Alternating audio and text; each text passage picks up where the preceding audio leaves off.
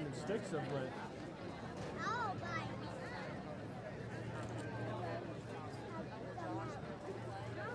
Yeah.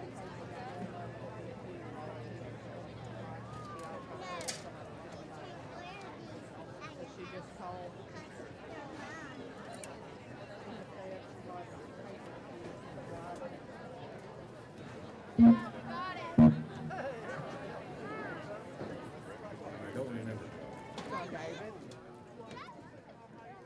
Please welcome the West Lauderdale High School Mighty Night Marching Band performing their 2020 program from Cirque du Soleil, Journey of Man.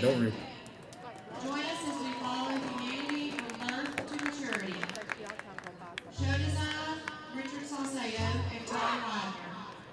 Color guard, Blake Robertson.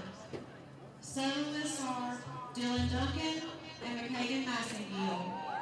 Voiceovers by Blaise Chaudron, McKagan Massengill, Jack Sellers, Addie Carter, Evan Grace Redsetter, Rhea Clymer, and the 2021 senior class.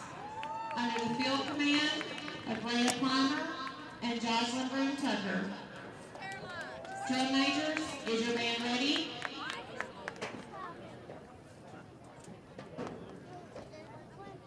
You may take the field.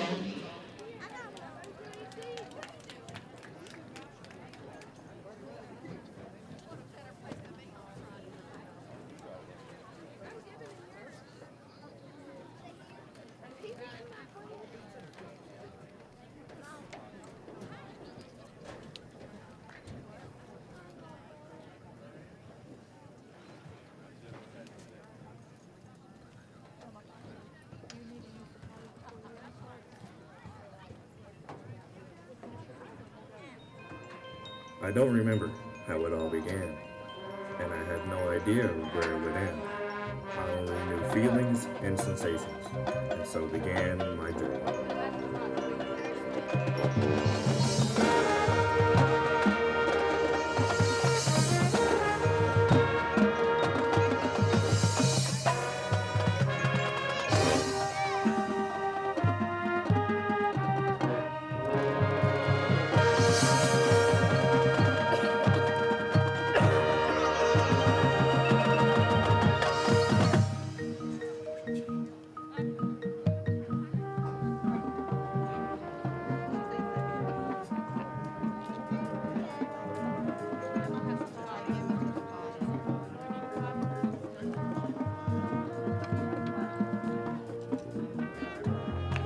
Then one day I learned that joy has a friend called fear.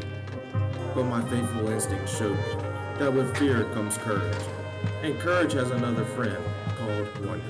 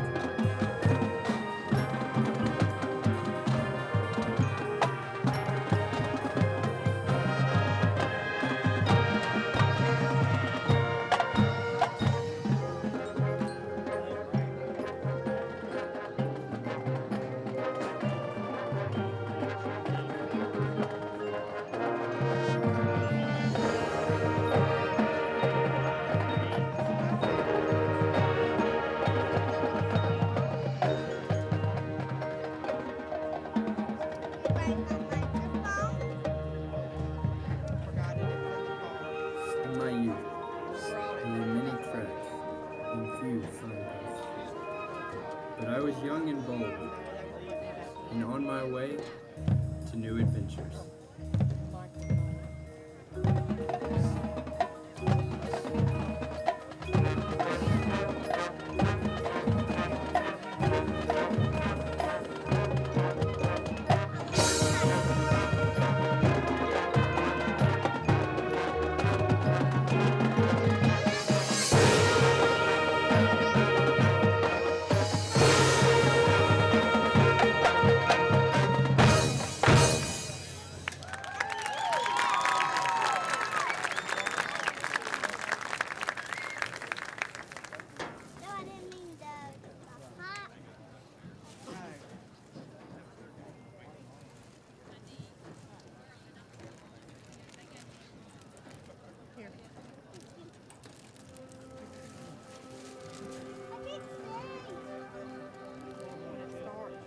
childhood fantasies were behind me now. Ahead were many mysteries and marvels.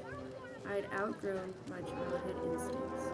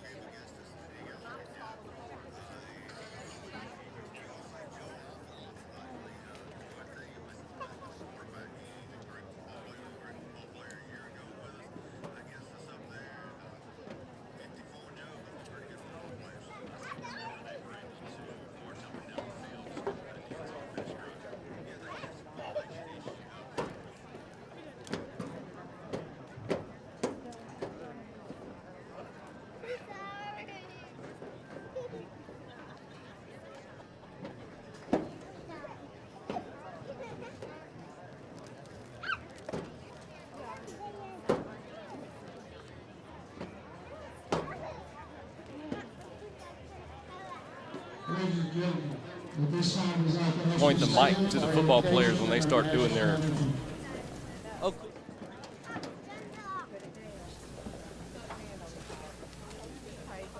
Without a doubt, everybody in the stadium has heard the news about Coach Hampton. Coach Hampton was a member of this staff several years ago. Before we have our invocation tonight, we're going to have a moment of silence in memory of Coach Calvin Hampton.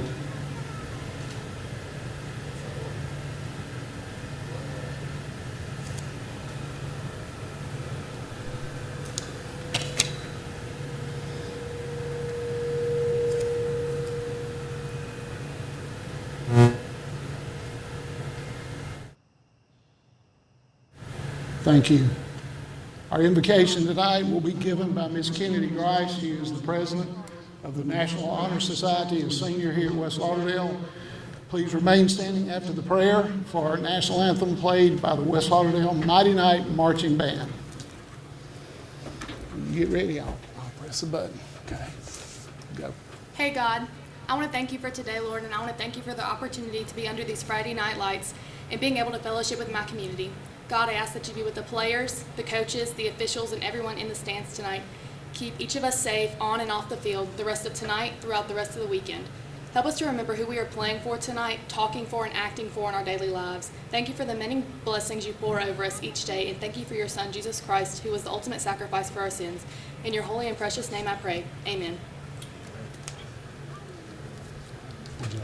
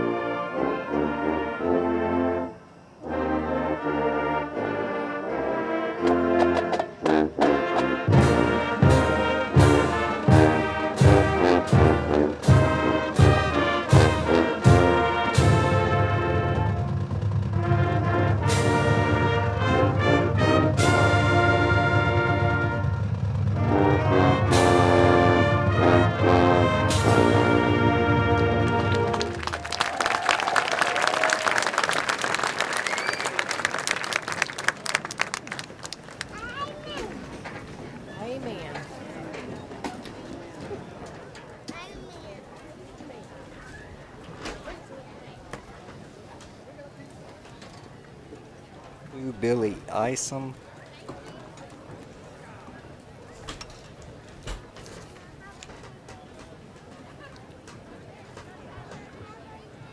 Welcome once again, folks, to homecoming here in West Lauderdale for 2020. We call your attention to our logos on the near sideline.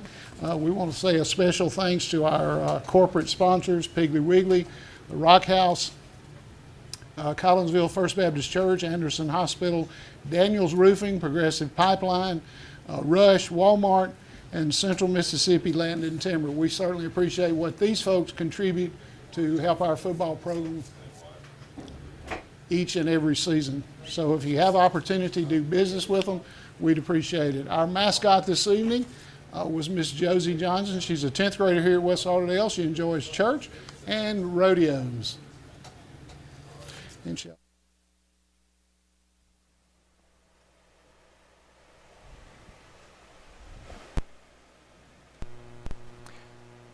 Darby, I'm going to have to unplug the. Now, if it gets too cool, y'all got to tell me.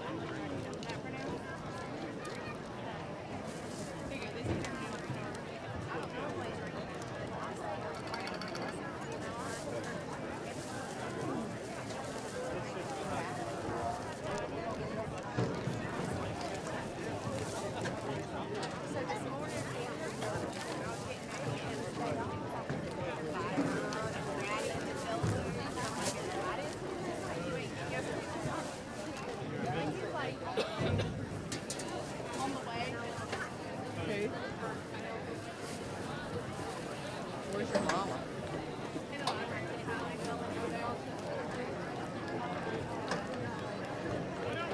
Yeah, and we can move some stuff to save some seats. They might.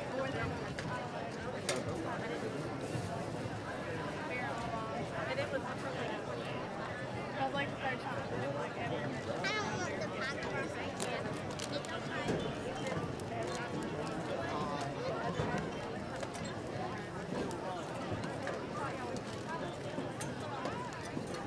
Okay. Tell me when a football player finds the green sheet for me. Okay, don't get anybody in here.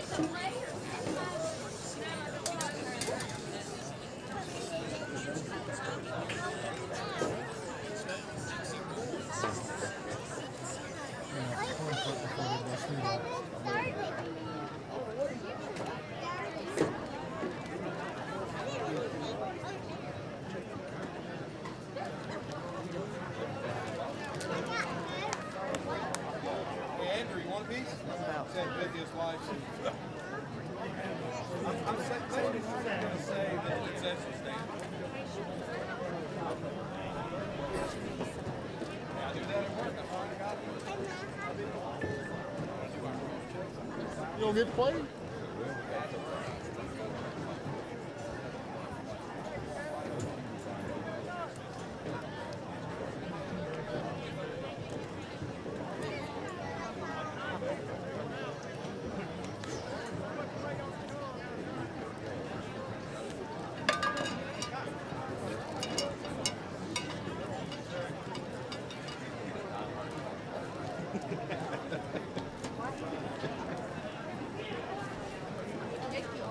I don't know.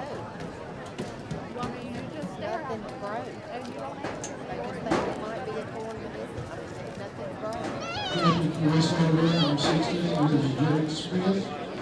And for Choctaw Central, number 61, is Kayla Jefferson. They think Does Nick have a helmet home? Does Nick have a helmet on?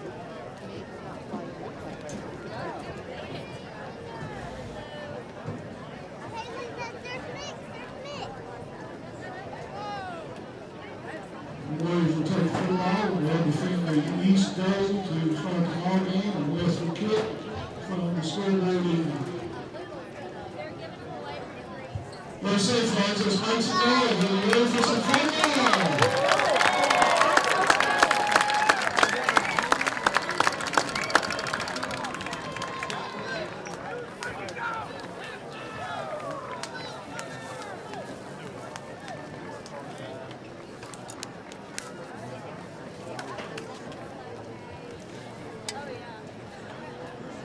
By All-Star team.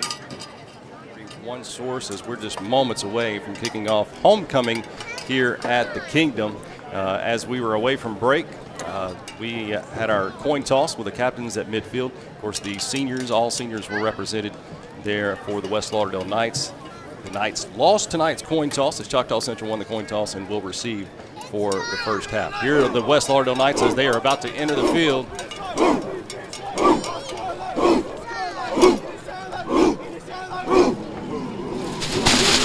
Here come your West Lauderdale Knights football team as they attempt to get second place in Region 4-4A, or at least wrap up that place in tonight's ball game against the Choctaw Central Warriors. Greg, I had a chance to participate in a homecoming parade last night around the Kingdom, and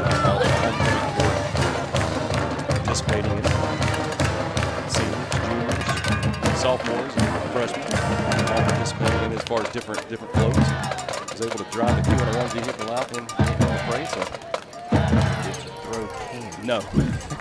football players did, but I did provide Really? I provided music for the cheerleaders to do their little cheer a couple of times. I did not know that Keeley was still performing. Where's your phone? I'm not as old as I thought. We did. As Greg and I are looking off to our right, as we're looking over the press box of the baseball team, baseball field, there is a little bit of lightning in the distance over in that way, but it's still quite a ways off. So, of course, we'll have to keep an eye on that as the night moves forward as well. It's been a almost year and a half since we've dealt with a lightning delay. Yeah, and oh man, that was Anaya, and it seemed like it would never end. I think everyone else was over with their games, and we were going halftime. So, and that was when we was in that tree stand. You remember? Yeah. With that little ladder, that was fun. No, it wasn't. West Lauderdale Knights dealing with a few injuries tonight. Of course, McNeil injured. Let's see, Randall. Mr. Yeah, Randall, Josh. Josh Randall, and now we understand that Wyatt Castle is not able to play tonight as well. So the Knights are really hurt in that receiving category for the Knights. Here's the kickoff, going to come down at the 21-yard line. Comes this way, goes to the 25, breaks a couple of tackles, gets up to about the 28-yard line. As the Choctaw Central Warriors, once again, led out by number 34, Eli Joe. You know, I tell you what, I say led out by Eli Joe. There, you could. They've been known to put somebody else in that backfield position, right? Yeah, watching some film, they've got two backs back there, number 7 and number 25, and they've got several plays that they get the ball and go to Eli, and they pay off pretty well for him. He looked a really good quarterback last year, as we had a chance to see him up there in Choctaw Central. He'll come out with one receiver on each side of the field for him, back directly behind him, and hand it off to that back, and he is met at the line of scrimmage.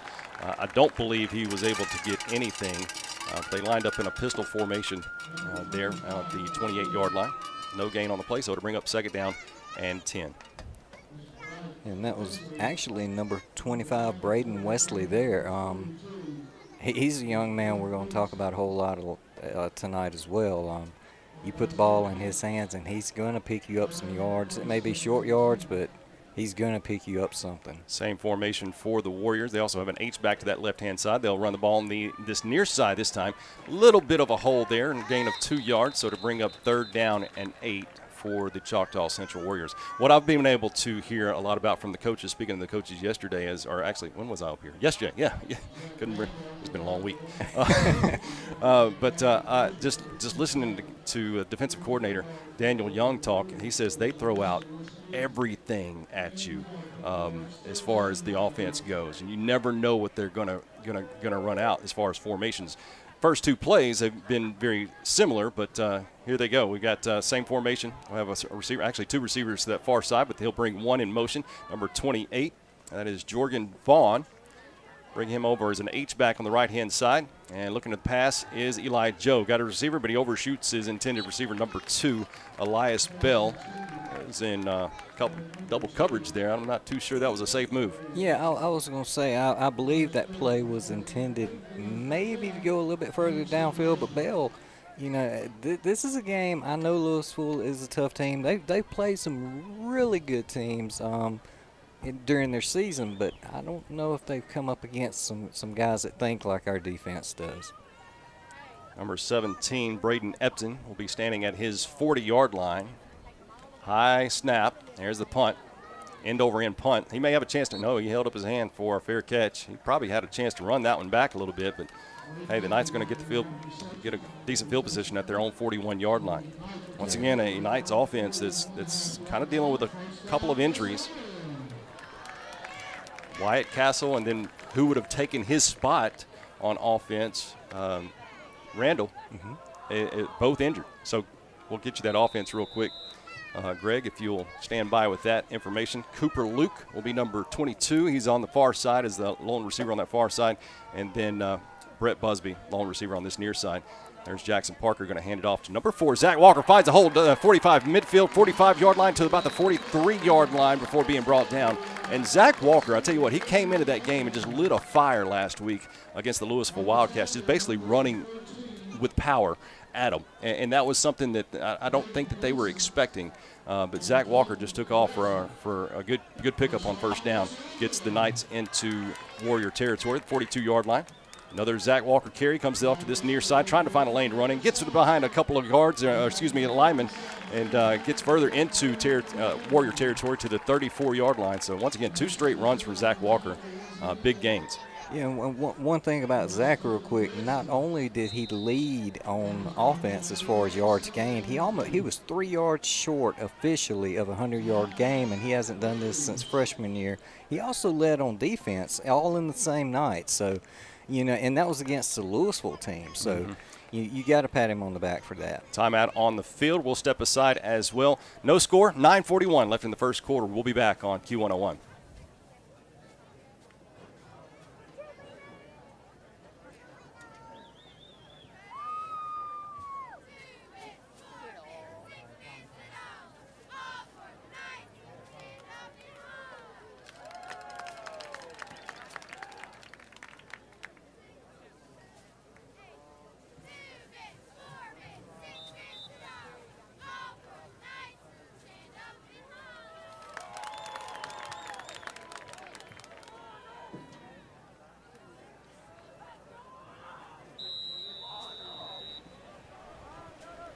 Hey, Brad, don't play a rejoiner.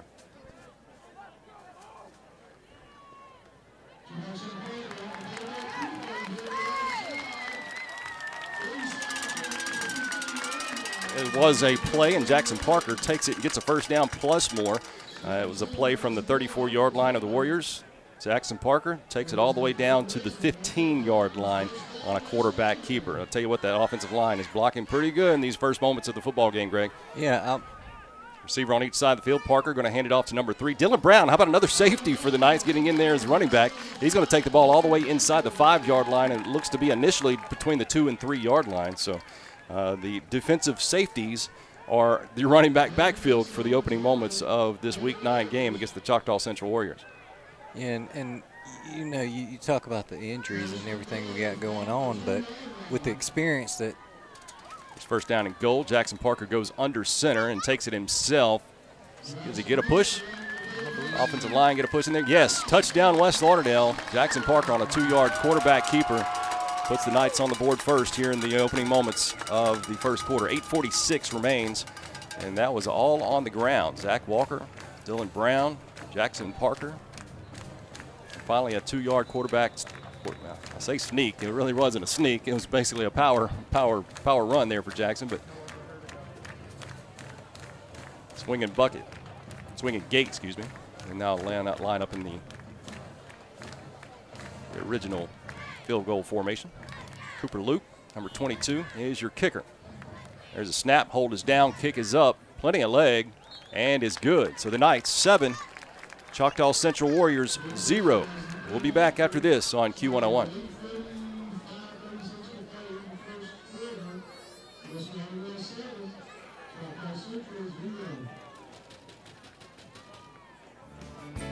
The Piggly Wiggly in Collinsville is proud to support the West Lauderdale Knight football team.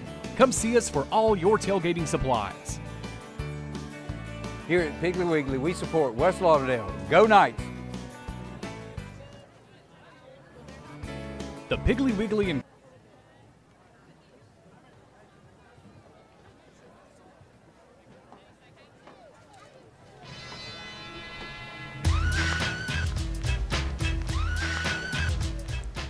Greg, you rocking the whole press box. That's in the right, King. 2-yard quarterback run for Jackson Parker gets the Knights on top of the Warriors 7-0 with 8 minutes 43 seconds. I tell you what, we got to keep on looking at that right-hand side of our sky, don't we, Greg? We do, unfortunately, but somebody's putting the lights on bright.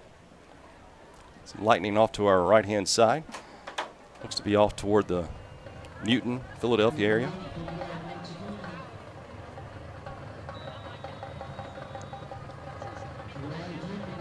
Here's the kickoff. I am misdirected there, Greg. That ball is going to come down. It's going to be a flag. Ball rolled out of bounds at the 1-yard line.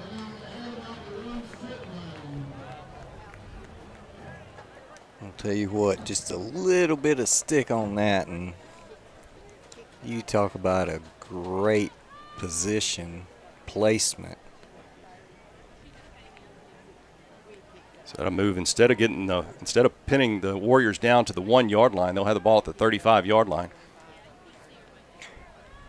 But what I was going with earlier, we've had all these younger players playing all year long that have gotten a whole lot more experience than what they normally would during a season. So you're going to see it pay off tonight, having to step up at a time when they're really needed. And they've had that experience. The butterflies, the whatever, have got to be gone by now. So there's a discussion on the field with the head ref as well as back judge on the defensive side. Not sure what I guess we're ready now. There we go. First down and 10 for the Warriors. Eli Joe in a pistol formation. Has a receiver on each side of his line for him. He'll hand it off to his back directly behind him. It's a couple yard pickup. Going to bring up second down and 8. But Warriors have been limited in action this year, only playing in 5 games. And that's got to affect the team as well as far as familiarity. It does. You know, they played the one against Anaya, then they had a couple of weeks off, and so, you know, when you're playing, it's got to affect, like you say, affect them, and with the other things they've had going on. So, second down and 8 for the Warriors. Joe will hand it off once again to his big number 35 and gets hit hard after he passes the 40-yard line. Be brought down around the 43 as he leaned forward to the 43-yard line. So it's going to be third down and short. Last year, I seem to remember this team being able to move the football, but just not being able to put it in the end zone, whether it be mistake or defense for the Knights just standing strong, whatever the case may be. Here's third down and short. Going to hand off another again, and he gets a big gain here to midfield, 40, midfield, all the way down to the 30, if I can talk right here. That is a big gain, number 25. I thought it was 35 for a moment there, but number 25, Bryden Wesley, a big gain for the Choctaw Central Warriors, takes the ball all the way down to the 26-yard line. And that's one thing about Wesley there. You know, he's going to get you them little chunks, and then all of a sudden he's going to find a gap and break through it, and he's going to come down for that big one. This is when you're going to start seeing more out of Joe. And hand it off once again to number 25, Wesley. Hits the hole hard, but not much there after a 1-yard pickup.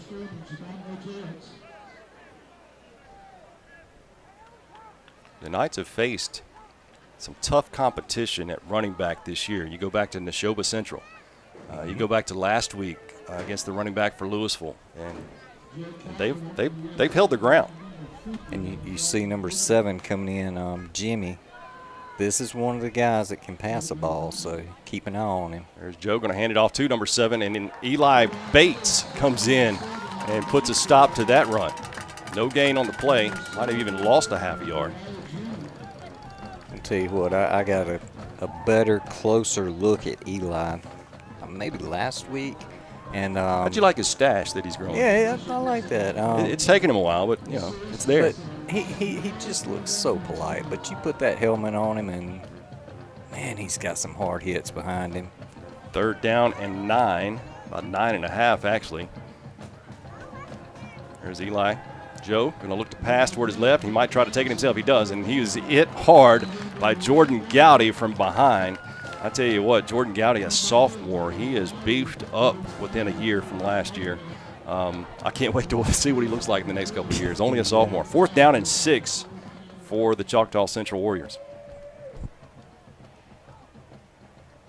And looking at this defense tonight, they just look like they've got all cylinders kicking and then +1. So another timeout for Choctaw Central. They'll think it over. Once again, the score 7-0 in favor of the Knights with 5:33 remaining here in the first quarter. We'll be back after this on Q101.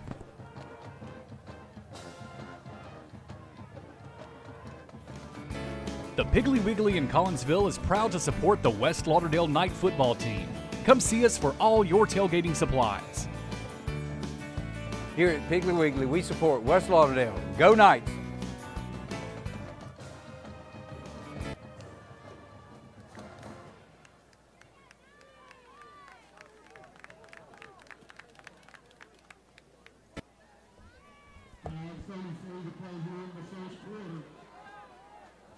Back here in action, the Choctaw Central Warriors have decided to go for it on 4th down here.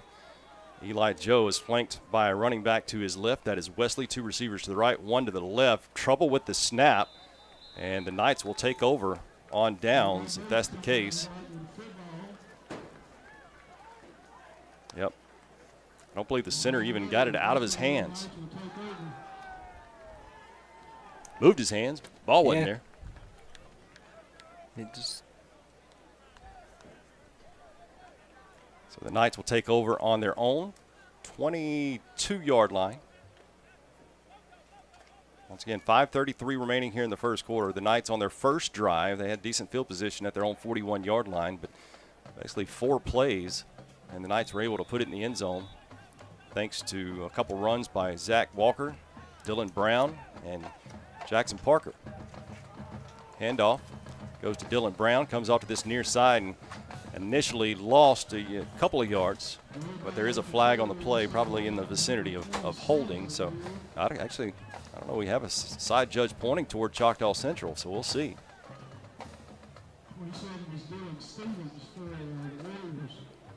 Once again, it's in the vicinity of where a holding penalty would take place, so we'll see what the ref says.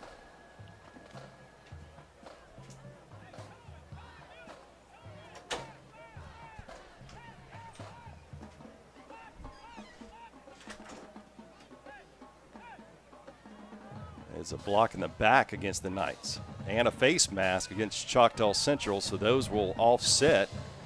We'll play first down again.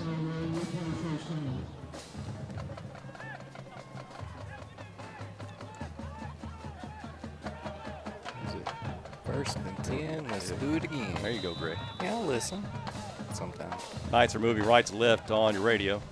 Parker barks out the signals, hands it off to his running back directly behind him. Still on his feet somehow. Just shy of the 30-yard line. I believe that was Brown again, or was that Walker? That was Walker on that carry. I'll tell you what, just watching Walker and Brown both tonight, the way they're staying on their feet, I believe that they have been talking with JJ during the week. 2nd down and 4 to go. And Parker will keep it himself, quarterback keeper. Still on his feet. Well, actually gets brought down. I thought that was Walker that came out of there. Thought it was Parker. He'll be down there near the sticks. I believe that is enough for a first. Nope, they're going to call it back. It's going to be 3rd down and short. That is close. I'm not sure why they're not trying to measure for this. I was going to say, I think I would want a little bit measuring on this. 3rd down in inches. Parker draws the defense offside, so the Knights will get a first down on this.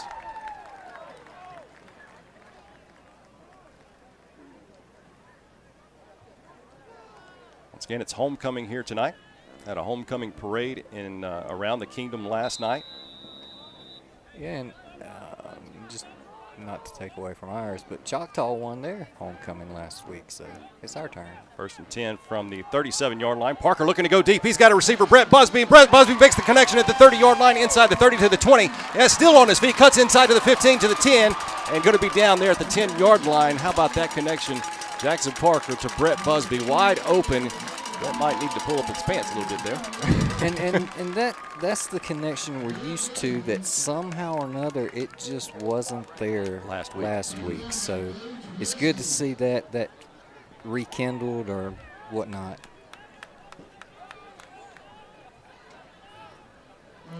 Parker in a pistol formation. Busby and Luke are the receivers. Zach Walker with the handoff goes straight up the middle.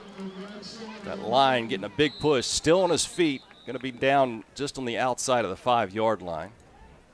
So it's going to bring up 2nd down and 4, I believe. Well, they'll put it on the 6, so it's a 2nd down and 5.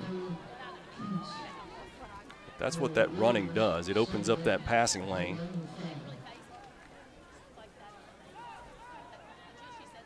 So it's Parker and Walker in the backfield. Parker will take the snap, hand it off to Walker, and he's met in the backfield for a 2-yard loss.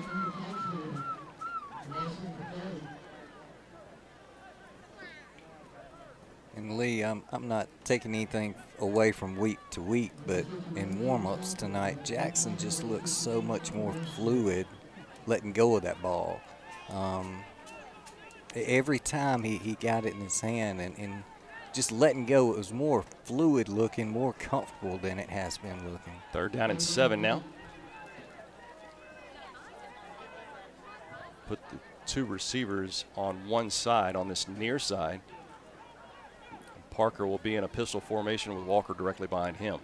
Parker backpedals, looks to pass to the left, and misfires on Brett Busby. So it'll bring up 4th down and 7. Ball is spotted at the 8-yard line. I think the Knights are going to want to. I think they're going for this. I was going to say right here. You know, we've only gone for 2 field goals this year, but the leg that Cooper Luke hit just a few moments ago, he would have hit this one plus another 15, 20 yards. Right. Both of them were missed, but we've got Cooper kicking now. So pistol formation for Parker. Parker is going for it, and the Knights are looking to go right, and now Parker will take it himself, throws to the end zone, and that's touchdown West Lauderdale. Somehow he, I don't know how he got rid of that football, but Cooper Luke was there, Johnny on the spot, and Jackson Parker is 2nd touchdown of the night. There is a flag to my far side, Greg. There is a flag on the 6-yard line, and the Knights offense are remaining out on that field, so it does look like it's going to be against the Knights.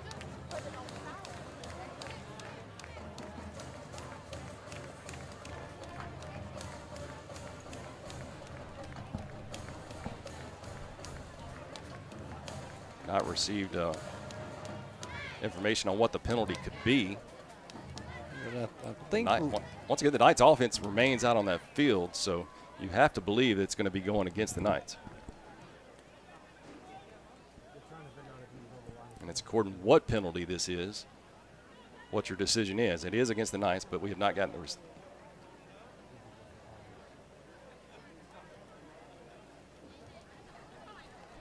Was that an illegal man downfield?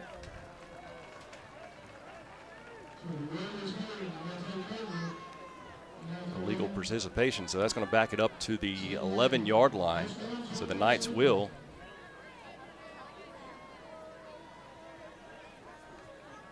Was it a loss of down as well? They're saying loss of down as well. Turnover.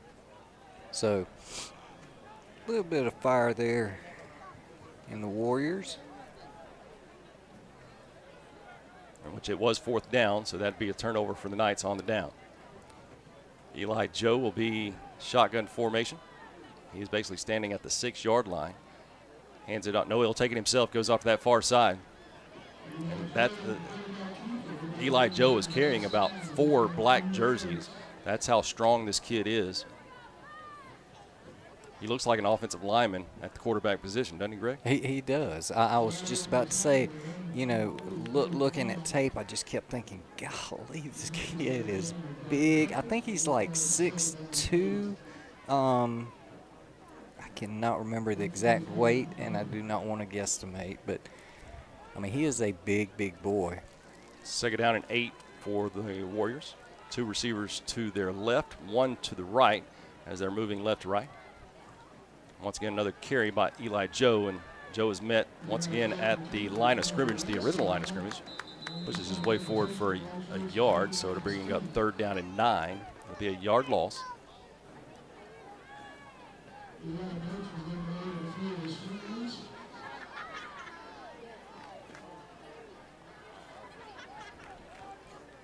And he seems to be the one that our defense is having some trouble getting to the ground. They're wrapping up on him, making good, clean wraps, but he's just so big it's hard to get him. Once again, scores 7-0 in favor of the Knights. Closing moments of this first quarter. Eli Joe looks to his left, throws left, got a receiver, and undershoots his intended. Again, an interception. Interception, West Lauderdale to the 15, 10-5, touchdown, West Lauderdale. Was that Nix? That was Nix. Jordan Nix, junior DB for the Knights, with a pick 6.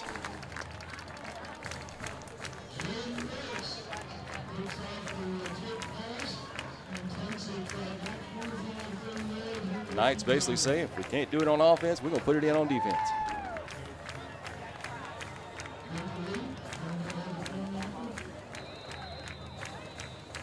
Once again, kicking duties tonight going to Cooper Luke. Zach Walker's got a man of many traits tonight. Running back, safety. Giving a break, I guess, on the kicking duties. Waiting to snap. There it is. Holt is down. Kick is up, and Cooper Luke once again goods. 14-0. 35 seconds remaining here in the first quarter. We'll be back on Q101.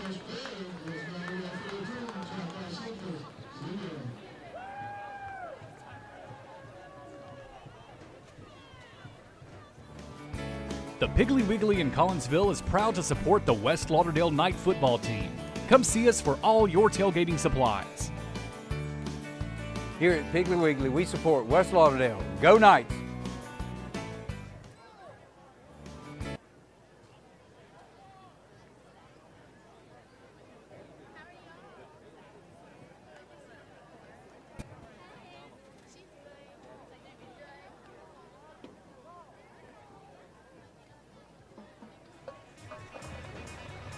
Following an interception return for a touchdown, Jordan Nix. The Knights now lead 14-0 over the Choctaw Central Warriors. Here's the kickoff return. Warrior returner has trouble with the football. Picks it up finally at the 1 yard line. Going to bring it out and all the way to the 11. Yeah, and that was Wesley, and like you say, he had that trouble in it. It's almost like he got kind of confused as to what to do, what not to do, and he did recover, get on his feet, but not where they wanted to start at, I don't think. Start once again at the 11 yard line, moving left to right. Forgot to tell you what the colors of Choctaw Central Warriors were. Silver helmets, their gray jerseys, gray pants with their maroon numerals. West Lauderdale, all black. Black helmets, black jerseys, and black pants. Eli Joe throws left, makes the connection there around just inside the 10 yard line. Out about around the 12, so a gain of 1. So bring up second down, 9 to go.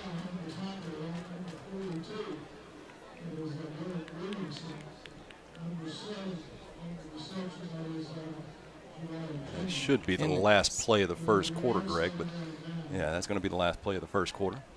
Well, 12 minutes went by fast for the first quarter. We'll be back with the second quarter. Once again, the Knights lead 14-0. This is Q101.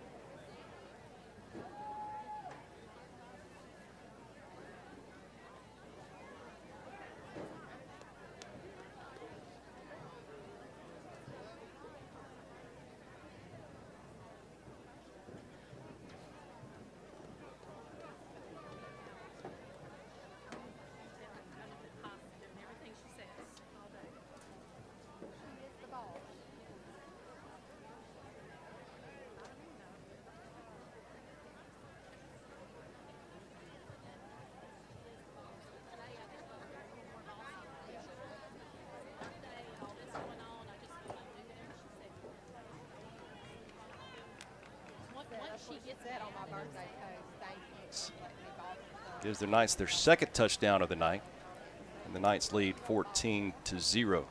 Choctaw Central Warriors had a couple of big runs there in the first quarter, but just turned it over as they neared the red zone. Yeah, they had them little bursts where you kind of hold your breath and you wonder what's going to happen, and just something slips up and happens, and they end up back where they don't want to be on the defense. Second down and 9 for the Warriors as they break their huddle on the sideline. Second down and 9, moving right to left now as the team swap sides of the field. They're on the 12-yard line. One receiver to the right, 2 to the left. And Joe will hand it off to his running back, Wesley. Nothing there as it's stingy Knights defense. It's basically a brick wall on that play. Going to bring up third down. No gain on the play, so third down and 9 for the Warriors. You got to remember, one of the starters is out for the Knights. And I know we didn't get a chance to go over the starters, so Greg, I'm going to let you do that real quick. But one of the starters, Mick McNeil, hurt and not able to play tonight. So Dalton Bishop, I believe, getting the start for his position. So go ahead and tell us those starters for the defense real quick. On the defense, you got number 38, Commandre Cole, 40, Isaiah Combs, 62, Eli Bates, number 8, Jordan Gowdy. Your defensive backs are going to be number 3, Dylan Brown, 6, Jordan Nix, 17, Braden Epting, 24, Jet Calvert. Linebackers are number 4, Zach Walker, 50, Dalton Bishop, my bad, 42, Dylan Williamson. All right, just during that few seconds, Eli Joe, basically a Hail Mary near midfield, comes up empty. So the Warriors will turn it over, or actually send out their punt team. That was 4th down and 9, and basically overshot everybody. He's got a cannon of an arm. He does. But he's going to have some receivers a little faster to get up to that one. And I was a lot of the film I was watching his arm, and I kept thinking, and I hate to say this because fake. Here's a fake. The punter is going to try to swing it out, and the Knights are going to be recipients of a football that's on the Warrior 6-yard line due to that failed fake. Number 32, their punter, swung out to try to pass it and get the first down. And I'm not too sure that was a smart move. No, not at that position. But with a little bit better core receivers, working with the receivers a little bit during spring and everything, if they can get them a little bit quicker to get up under that ball for him, they're going to be amazing on the pass game. Jackson Parker, look who's directly behind Jackson now. How about the switch ups here? Brett Busby directly behind Jackson Parker in a pistol formation. One receiver to the right is Cooper Luke, and Brett Busby going to, nope, referee is calling it dead. Was there a timeout? There was a timeout. Choctaw Central calls their final timeout of the first half with 11:04 remaining here in the first half. Once again, the Knights lead 14-0. We're going to stay here in action through this timeout to bring you the rest of the starters on offense, Greg. I know we're in the second quarter, but we were so limited with time and during the pregame show, we were not able to do that. So offensively, what we got for us, Greg? Right tackle is number 68, Will Withers. Right guard is 70, Javion Merrill. Center is going to be 54, Lane Williams. C.J. Watson, number 67, is your left guard, and beside him, Logan Johnson, number 55, at left tackle. Tight ends, 44, Gunnar Knapp. 36, Eli Cagle. We're swapping it up, I know, but wide receivers, Cooper Luke, number 22, Brett Busby, number 1. Zach Walker, number 4, is your running back, and they're all headed up and led by quarterback number 5, Jackson Parker. Just a few moments ago, the Knights lined up once again on the Warrior 6-yard line. And I'm not sure that and it might have happened during junior high. But this is the first time I've seen in high school Brett Busby lining up directly behind Parker in a pistol formation. And they're going to try out the same formation. Parker takes the snap, hands it off to Brett. Brett goes off tackle, and he is in an easy touchdown for the Knights on a 6-yard touchdown run. That looked too easy. Greg, you might could have done that one. I don't know now. I'll take the claim. Knights extend their lead 20-0.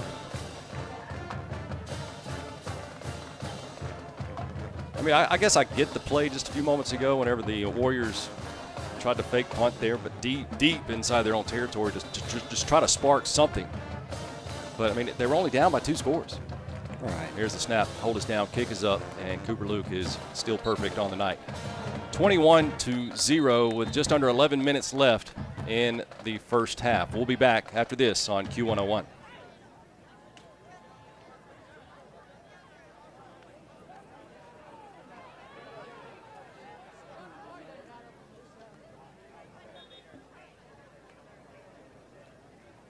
Are you searching for something new? Then Meridian Community College is the place for you. With over 52 career and technical pathways, you can move straight into the workforce in 2 years or less. Get hands-on experience in welding and electrical technology, or go digital in graphic design and media production. You'll discover many opportunities for a new career at a fraction of the cost. Reskill now. Become essential at Meridian Community College. Register today at meridiancc.edu. And Choctaw Central 0.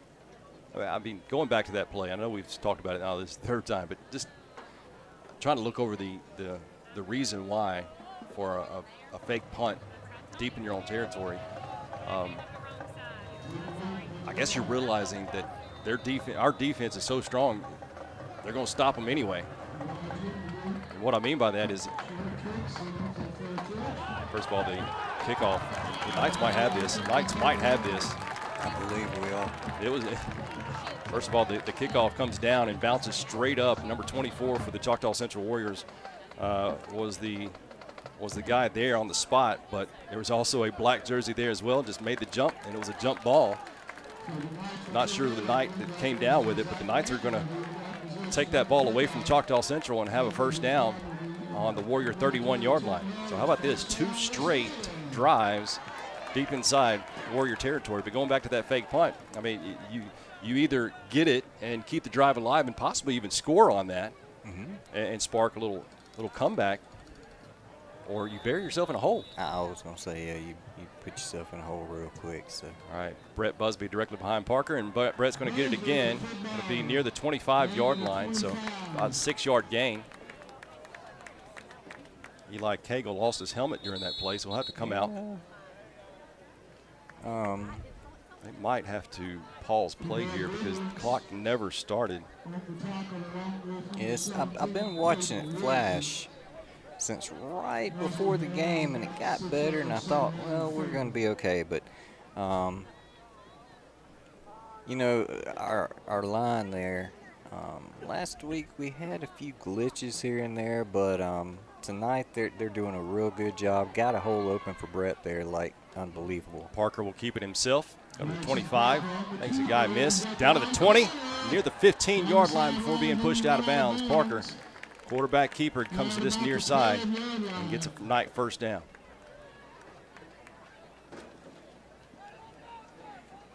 And, you know, I know we've had good running out of all of our guys all year long, but you're seeing a lot more stop on a dime tonight, or I'm seeing a lot more than I've seen all year long.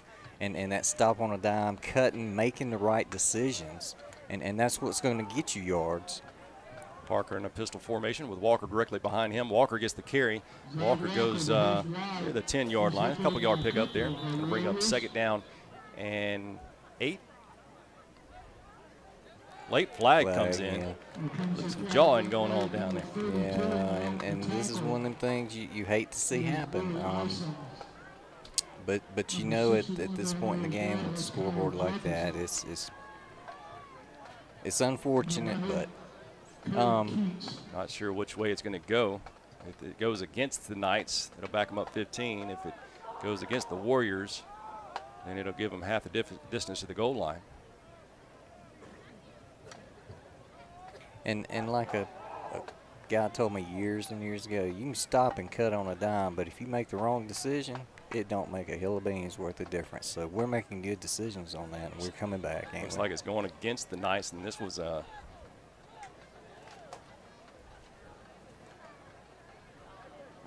believe it was a chop block was called. Not a personal foul, but a chop block. That was a late flag to come out for a chop block. That's what I was just sitting here thinking. We were kind of. Well, there's the personal foul. Okay, they marked off the yardage for the chop block and then marked yardage against the Warriors for the personal foul. Just make the they were not offsetting since they didn't happen during the play. One was a dead ball foul, so that'll give the Knights first down, but it'll be behind the line of scrimmage, so it'll be first down on 11.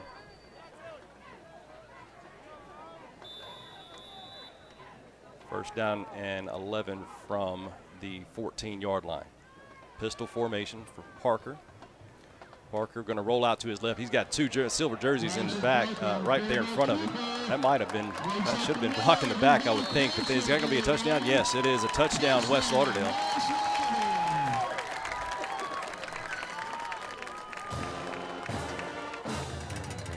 9:49 remains. And the Knights extend their lead 27-0. Awaiting this extra point by Cooper Luke. See Braden Epting, your long snapper. Jackson Parker, your holder. Kicker is Cooper Luke. It's been perfect on the night. 3 for 3. Let's go 4 for 4. There's a snap. Hold is down. Kick is up. And I think I jinxed him. Wide left. So the Knights will have 27. Choctaw Central Warriors 0. We'll be back on Q101.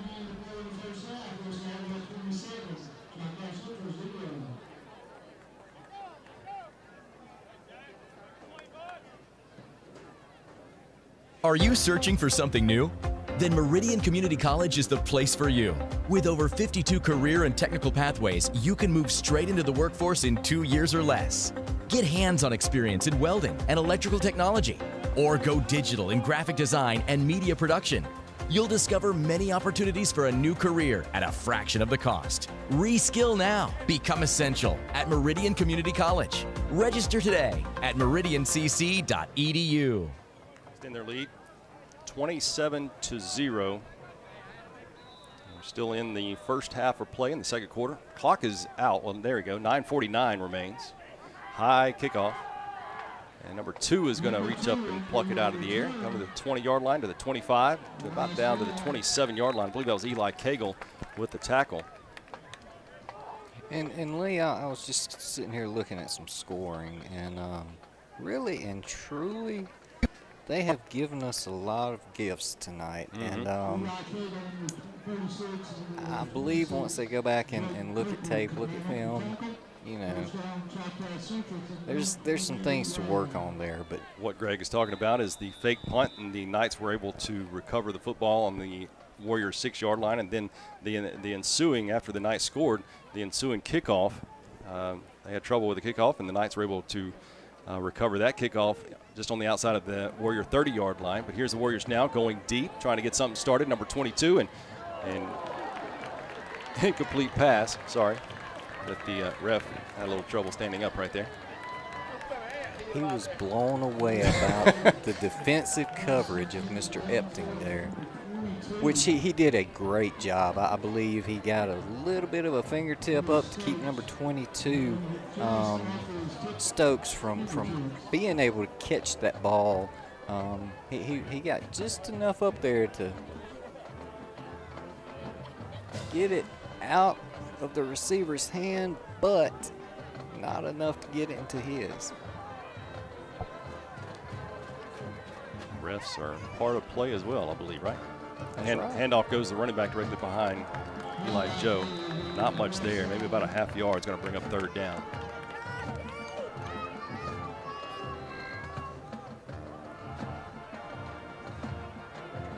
Hey, they say get in the game. Well, it's going to be a yard loss, they're saying.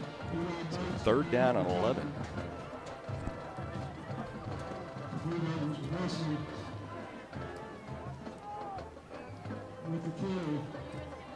Choctaw Central Warriors have faced some very tough competition this year. Anaya, the first game of the season. That team's #1 in their area. Eli Joe looking to go deep once again to the right side. And number 7 in the vicinity. Does he make the connection? And there's going to be probably pass interference on this play. It's questionable, I think. Yeah. No. we come up with the ball, but I believe it was pretty obvious on both directions, literally. Yeah, it's pass interference against the Knights. I've time and time again, Greg, I know you've heard me, but this Knights, the Knights DBs this year, that was the so-called question mark on the defensive side of the football, have impressed me like crazy. Oh yeah, oh definitely. I would rank them among some of the top. 2 receivers to the left, 1 to the right for Eli Joe. It is a first down to the 42-yard line. Joe will keep it himself. And Joe's net. And he's still pushing. I give him man A and A for effort, but Eli Joe Got a brick wall there against that defensive line for the Knights. You know, if you were building an all-star team, I believe a lot of these defensive backs would be on that all-star team, even if you were able to pick from the whole state. I mean, we've got some amazing talent down there. Warriors, I believe, had some illegal motion there. It's going to back them up 5 yards.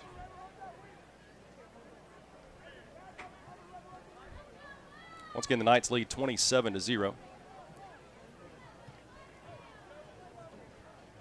Jackson Parker got the Knights started with a quarterback keeper. Then Jordan Nix, interception return for a touchdown. I'll go over this play real quick. Second down 15 for Eli Joe and the Warriors. Gonna swing it out to his running back there. Running back's going to get all the way up to the 42, 43-yard line. That's Wesley. Going to bring up 3rd down and 8 for the Warriors.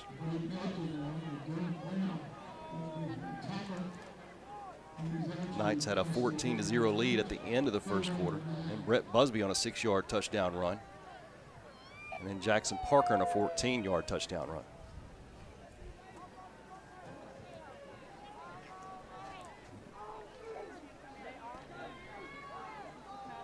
That poor scoreboard, it hadn't been used in so long, it's just not sure what to do. 3 receivers to the right, 1 to the left for Eli Joe. He's being corralled by Jordan Gowdy. Jordan gets him to go deeper in the backfield, but Kamondre Cole says, I'll take it over from here, and brings him down inside the 30-yard line to the 29. And that'll be 4th down, and I can't count that high. Yeah, you know when you see Gowdy on that line tonight and knowing how he is, how he plays, and then joined by Slim and Mon, you knew something like that was going to happen before the night was over with. And Kamondre, he loves to get behind that line week in and week out anyway. Now it's Slim's turn. It's 4th down and 23, actually. Punter will be standing inside his 15-yard line, while Braden Epting is standing at his own 43-yard line. Come on, Braden. Let's see you return one here. Punter gets into it. High punt. And was there a flag? I heard whistles, yep, but I can't find the flag. Delay of game against the Warriors. We'll back it up 5 yards.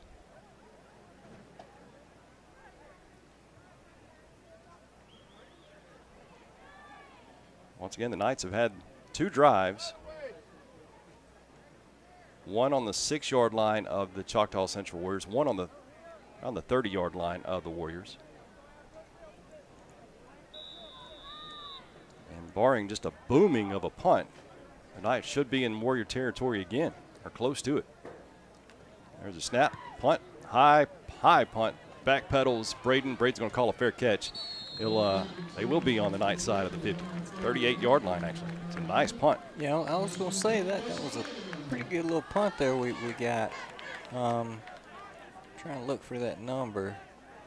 I know number 5 has done a lot of the kicking all year, but I think I see a 2 on there, don't I?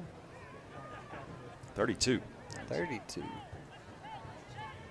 Billy Easom. Or either Isom. I believe it's Easom. I was going to say, I think you're right on that. I think I was wrong. 39-yard lines where the Knights will start. And there is Parker. Parker gets the handoff from the quarterback, number 9, Cannon Graham. Parker goes off to that far side with a 4-yard pickup.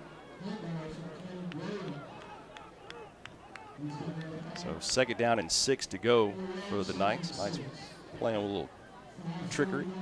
Yeah, and this is something we know Cannon can throw the ball. We know he can run the ball. We know he can do several things. And you know, each drive, Greg, they've came out in a different formation or different personnel in those positions. Exactly, yeah. Cannon Graham going to be a quarterback keeper, and Cannon doesn't have a chance. He is swarmed by massive defensive tackles, 2 of them. Number 54 is Travell Vivians, and 51, which we don't have on the roster, but he's out there. And you talking about outsized. That was extreme outsized, but he did a good job not losing any more than what he did. So to bring up third, he lost 4 yards. So 3rd down 10 for Cannon Graham. Looking to pass. Got a receiver. That is a first down made right there at midfield, and Brett Busby will lean forward to the Warrior 49-yard line for a first down. That's nice pitch and catch there. It was, and the Warriors now are starting to make a better takedown once they get wrapped up, and we're seeing a little bit harder hits here and there. So. First down and 10 in Warrior territory. Once again, a receiver on the left and right. Jackson Parker with a handoff. Jackson makes a guy miss. He's to the 45, to the 40. Gets dragged from behind. Still trying to get him out of bounds as a Warrior defender. Brings him out at the 36-yard line. This may be horse collar. He did throw a flag, but he looked to have in the back of that neck. Yes, it's going to be horse collar against the Warriors. So they'll tack this on at the end of the play. I was going to say, if I had to say anything on that, I would definitely call horse collar, because it looked like there was at least 2 or 3 fingers back there inside that collar. So once again, the Knights already lead 27-0 with 4:24. They're going to wave this off, actually. I guess he brought in another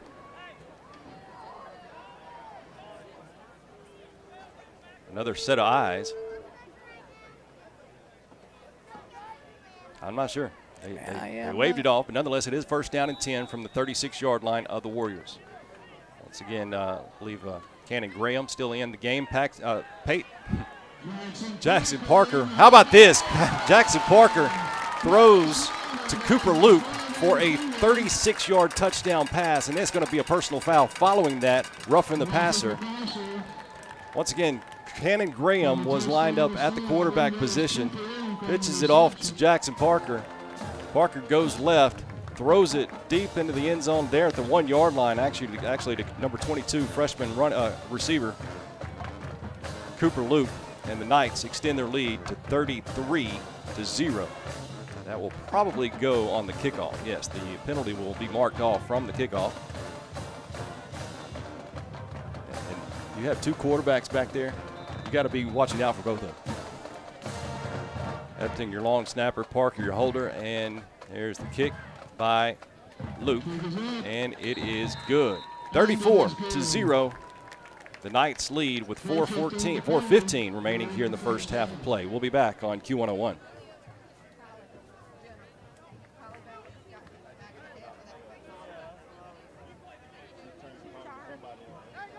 Are you searching for something new? Then Meridian Community College is the place for you. With over 52 career and technical pathways, you can move straight into the workforce in 2 years or less. Get hands-on experience in welding and electrical technology, or go digital in graphic design and media production. You'll discover many opportunities for a new career at a fraction of the cost. Reskill now. Become essential at Meridian Community College. Register today at meridiancc.edu.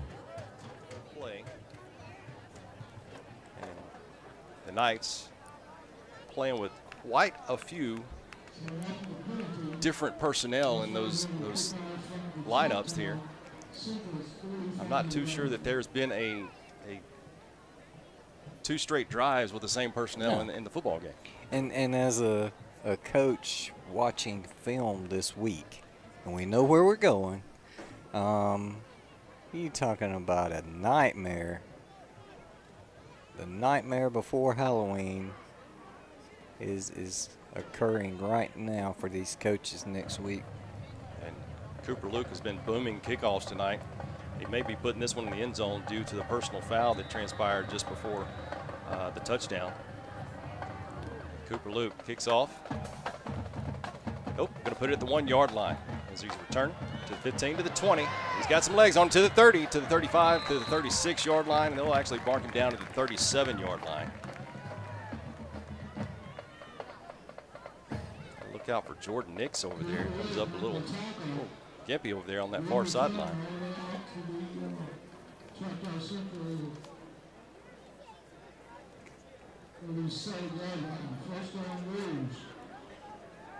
The Warriors, once again, down by 34 with 4:08 remaining here in the first half.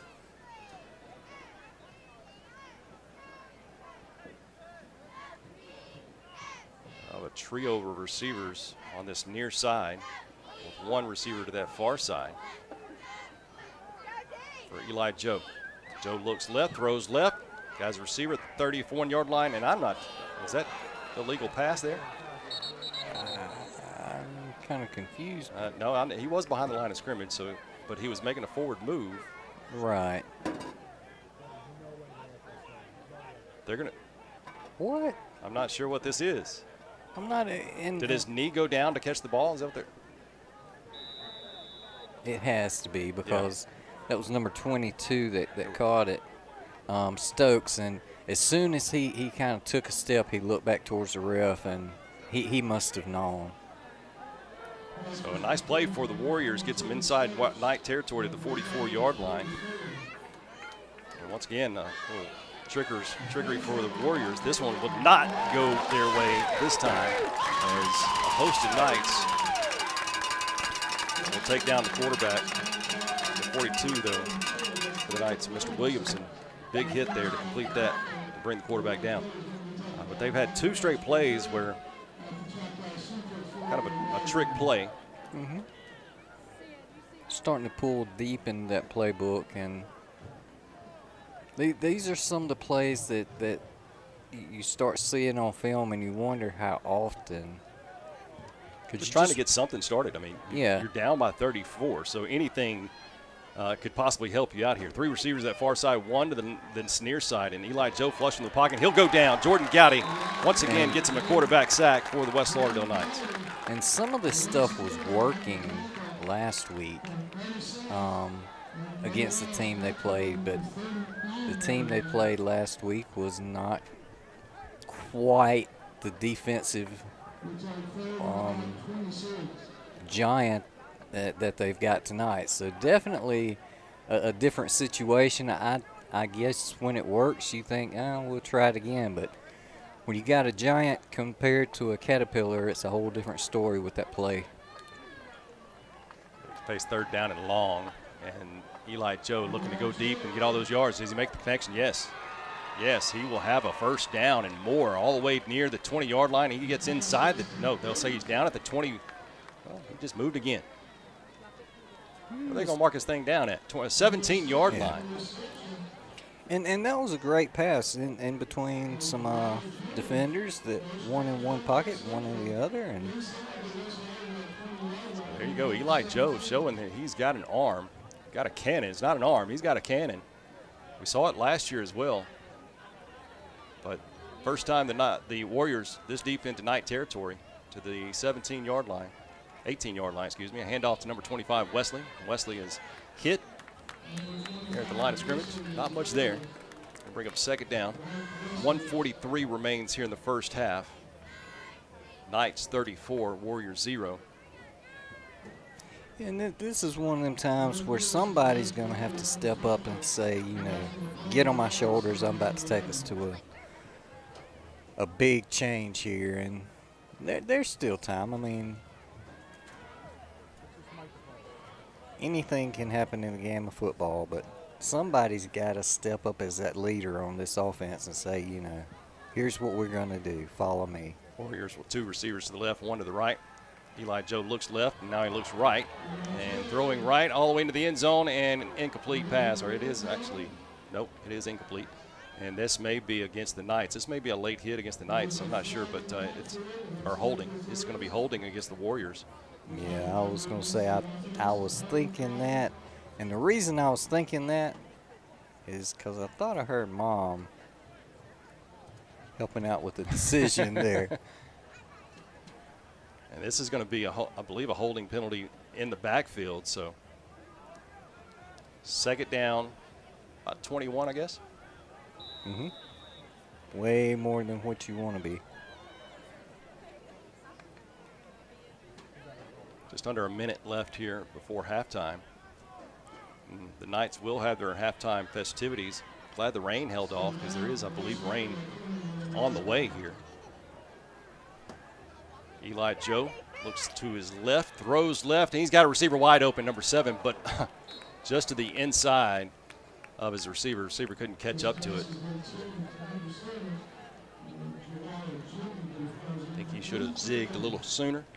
Yeah, definitely. And Eli, you can, I don't know how much you can take into this, but just his stance here in these last few minutes as he looks back towards the sideline for that play is almost a stance of, you know, come on, coach, give me something. It was 3rd down and long, and Eli Joe was able to connect for a first down just a few moments ago. Here they are facing 3rd down and 21. Joe backpedals, throws off to the right-hand side. Interception, West Lauderdale. Jordan Nix with another one. It'll carry him into the end zone for a touchback. Jordan Nix with his 2nd interception of the night. The first one was a pick 6 in the first quarter. And he has just read poor Joe like a book all night long.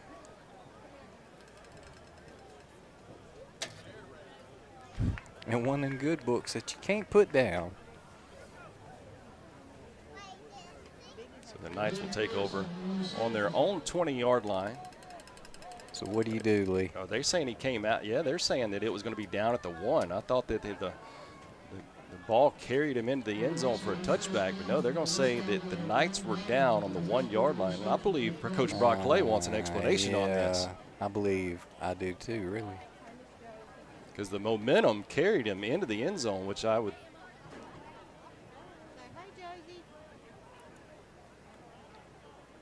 You would think that that would be considered a touchback. Nonetheless, they're going to have to bring it out of the end zone here. Parker hands it off, and he gets him a first down and more. Eli Cagle goes straight up the middle and barrels over a few Warriors, but there's a late flag comes in. Yeah. I'm not sure what this is going to be. This may be.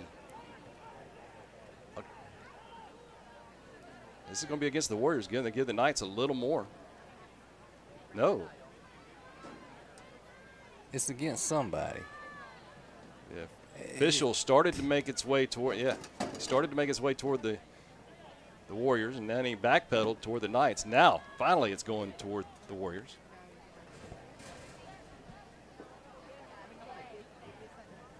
They'll place the ball at the 28-yard line. I think maybe he might have got confused on where the ball placement to start counting might have been. Here's Parker. Parker looking right. Parker's being flushed in the pocket, and he'll go down. No, he'll elude the defense. He's up to the 35 to near the first down sticks. There's still 13 seconds on this clock here, 12 seconds now, and this should stop the clock momentarily until the chain's set. The Knights want more here. They're already leading 34-0. Parker with a nice carry there, eluding the tackle in the backfield. Not sure how he broke free. And penalty just a few moments ago was face mask, I believe. Yes.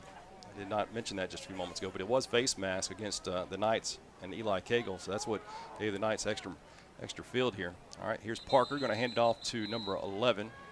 Was there a whistle blown? Mm-hmm. Whistle was blown before the play happened.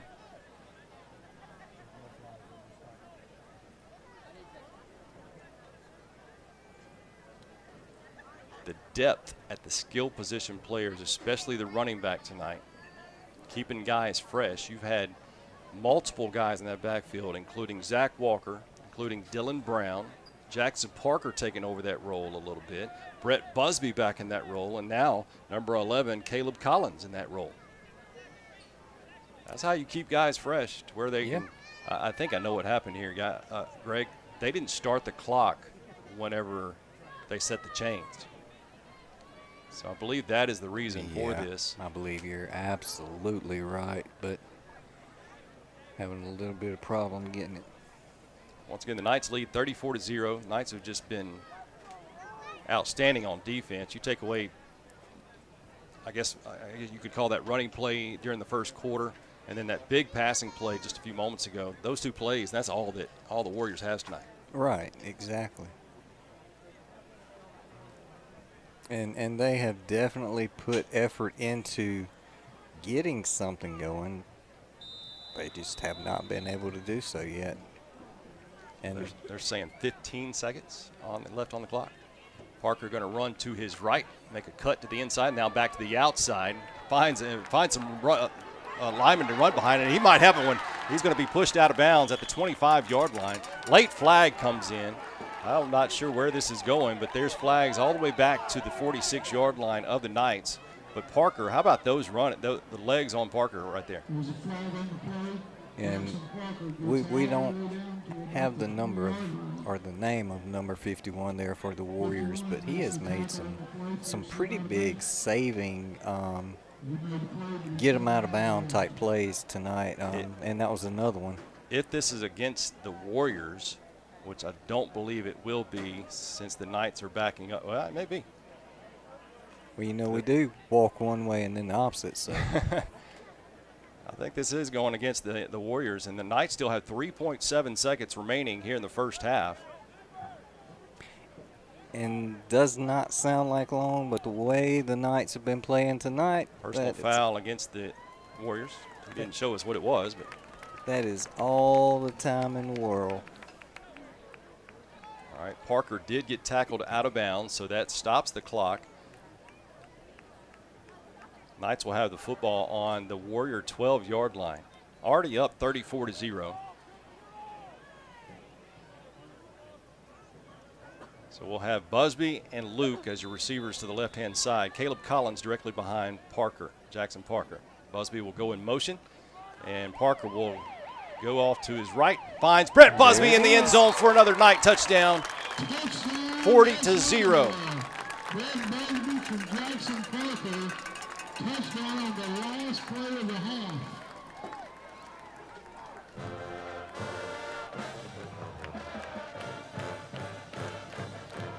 For the fourth time this year, the Knights have scored 40-plus points.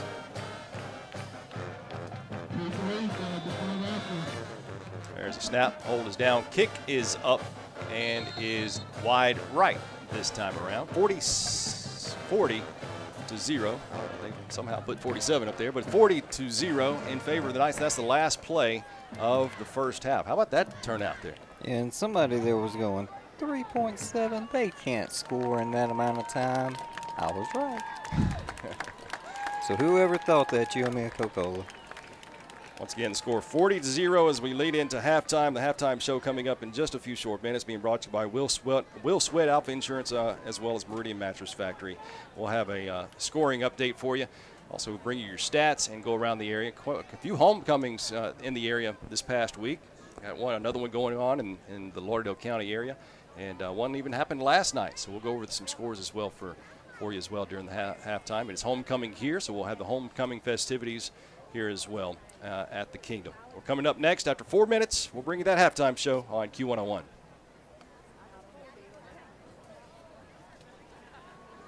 Are you searching for something new? Then Meridian Community College is the place for you. With over 52 career and technical pathways, you can move straight into the workforce in 2 years or less. Get hands-on experience in welding and electrical technology, or go digital in graphic design and media production. You'll discover many opportunities for a new career at a fraction of the cost. Reskill now. Become essential at Meridian Community College. Register today at meridiancc.edu.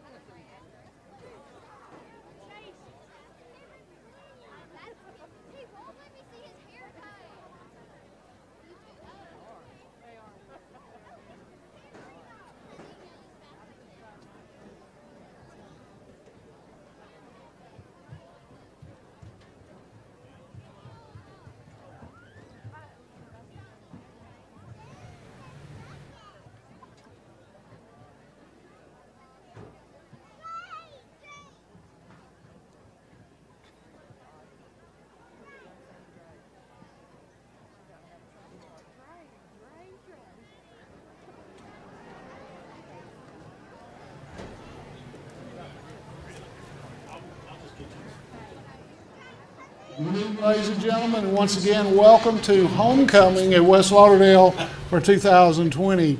It's my pleasure this evening to present to you our homecoming court, our crown bearer and flower girls, Mize McCarty and Cora Freeman.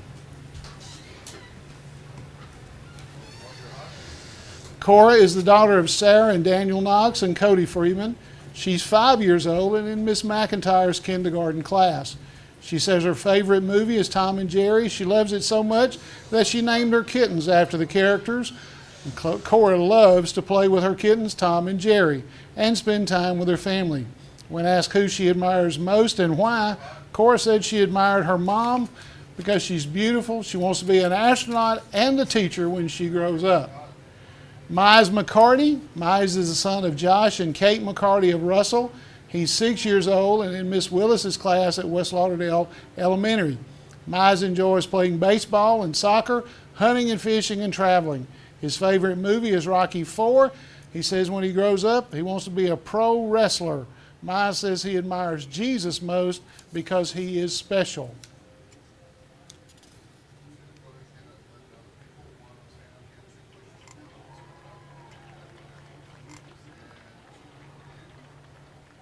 This year's Miss West Lauderdale is Rhea Clymer. She is the daughter of Mike and Melody Clymer of Collinsville. As a senior at West Lauderdale, Rhea is part of a varsity cross-country team, the FCA, and the West Lauderdale High School academic team. She is a drum major for the Mighty Night Marching Band and participates each year in the musicals produced by LCDSD. Outside of school, Rhea is a member of Jubilee Mennonite Church.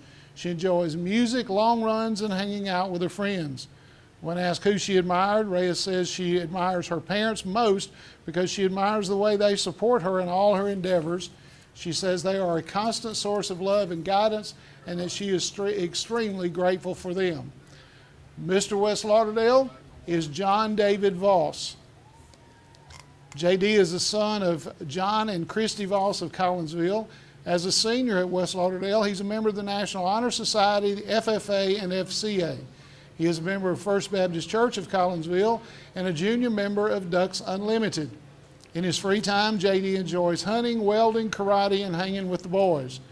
JD says that he is proud to be a Knight because we are simply the best and that his favorite West Lauderdale memory was traveling to Indianapolis last year with the FFA.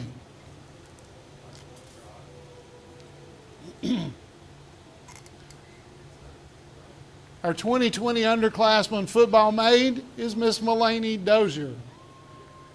Mulaney is the daughter of Chris and Missy Dozier of Collinsville.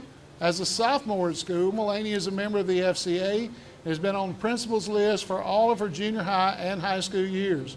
Outside of school, she's a member of Rock Hill Baptist Church. Her hobbies include shopping, tumbling, and spending time with family and friends. Mulaney says that she admires her mother most. She says that she tries to be a better Christian like her mother and to adopt her mother's positive attitude about everything. Her escort is fellow sophomore Sean Paul Odom. Sean Paul is the son of Sean and Sandra Odom of the Bailey community. His interests include hunting and fishing. Sean Paul says that his favorite West Lauderdale memory was his 6th grade year when West Lauderdale baseball team went to the state championship. When asked who he admired, Sean Paul says he admires his dad because he is such a hard worker.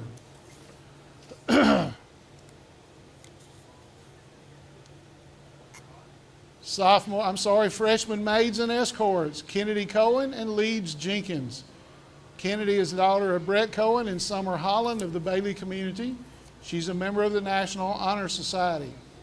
Outside of school, Kennedy enjoys tennis, shopping, and being with friends and family. Kennedy says she's proud to be a Knight because West Lauderdale has the best teachers and students. West Lauderdale provides something for everyone, and everyone always feels welcome. She says homecoming is always her favorite memory because participating in the dress-up days and pep rallies is always so much fun. She is escorted tonight by Leeds Jenkins. Leeds is the son of Jay and Leslie Jenkins. He is an honor roll student, a member of the West Lauderdale baseball team.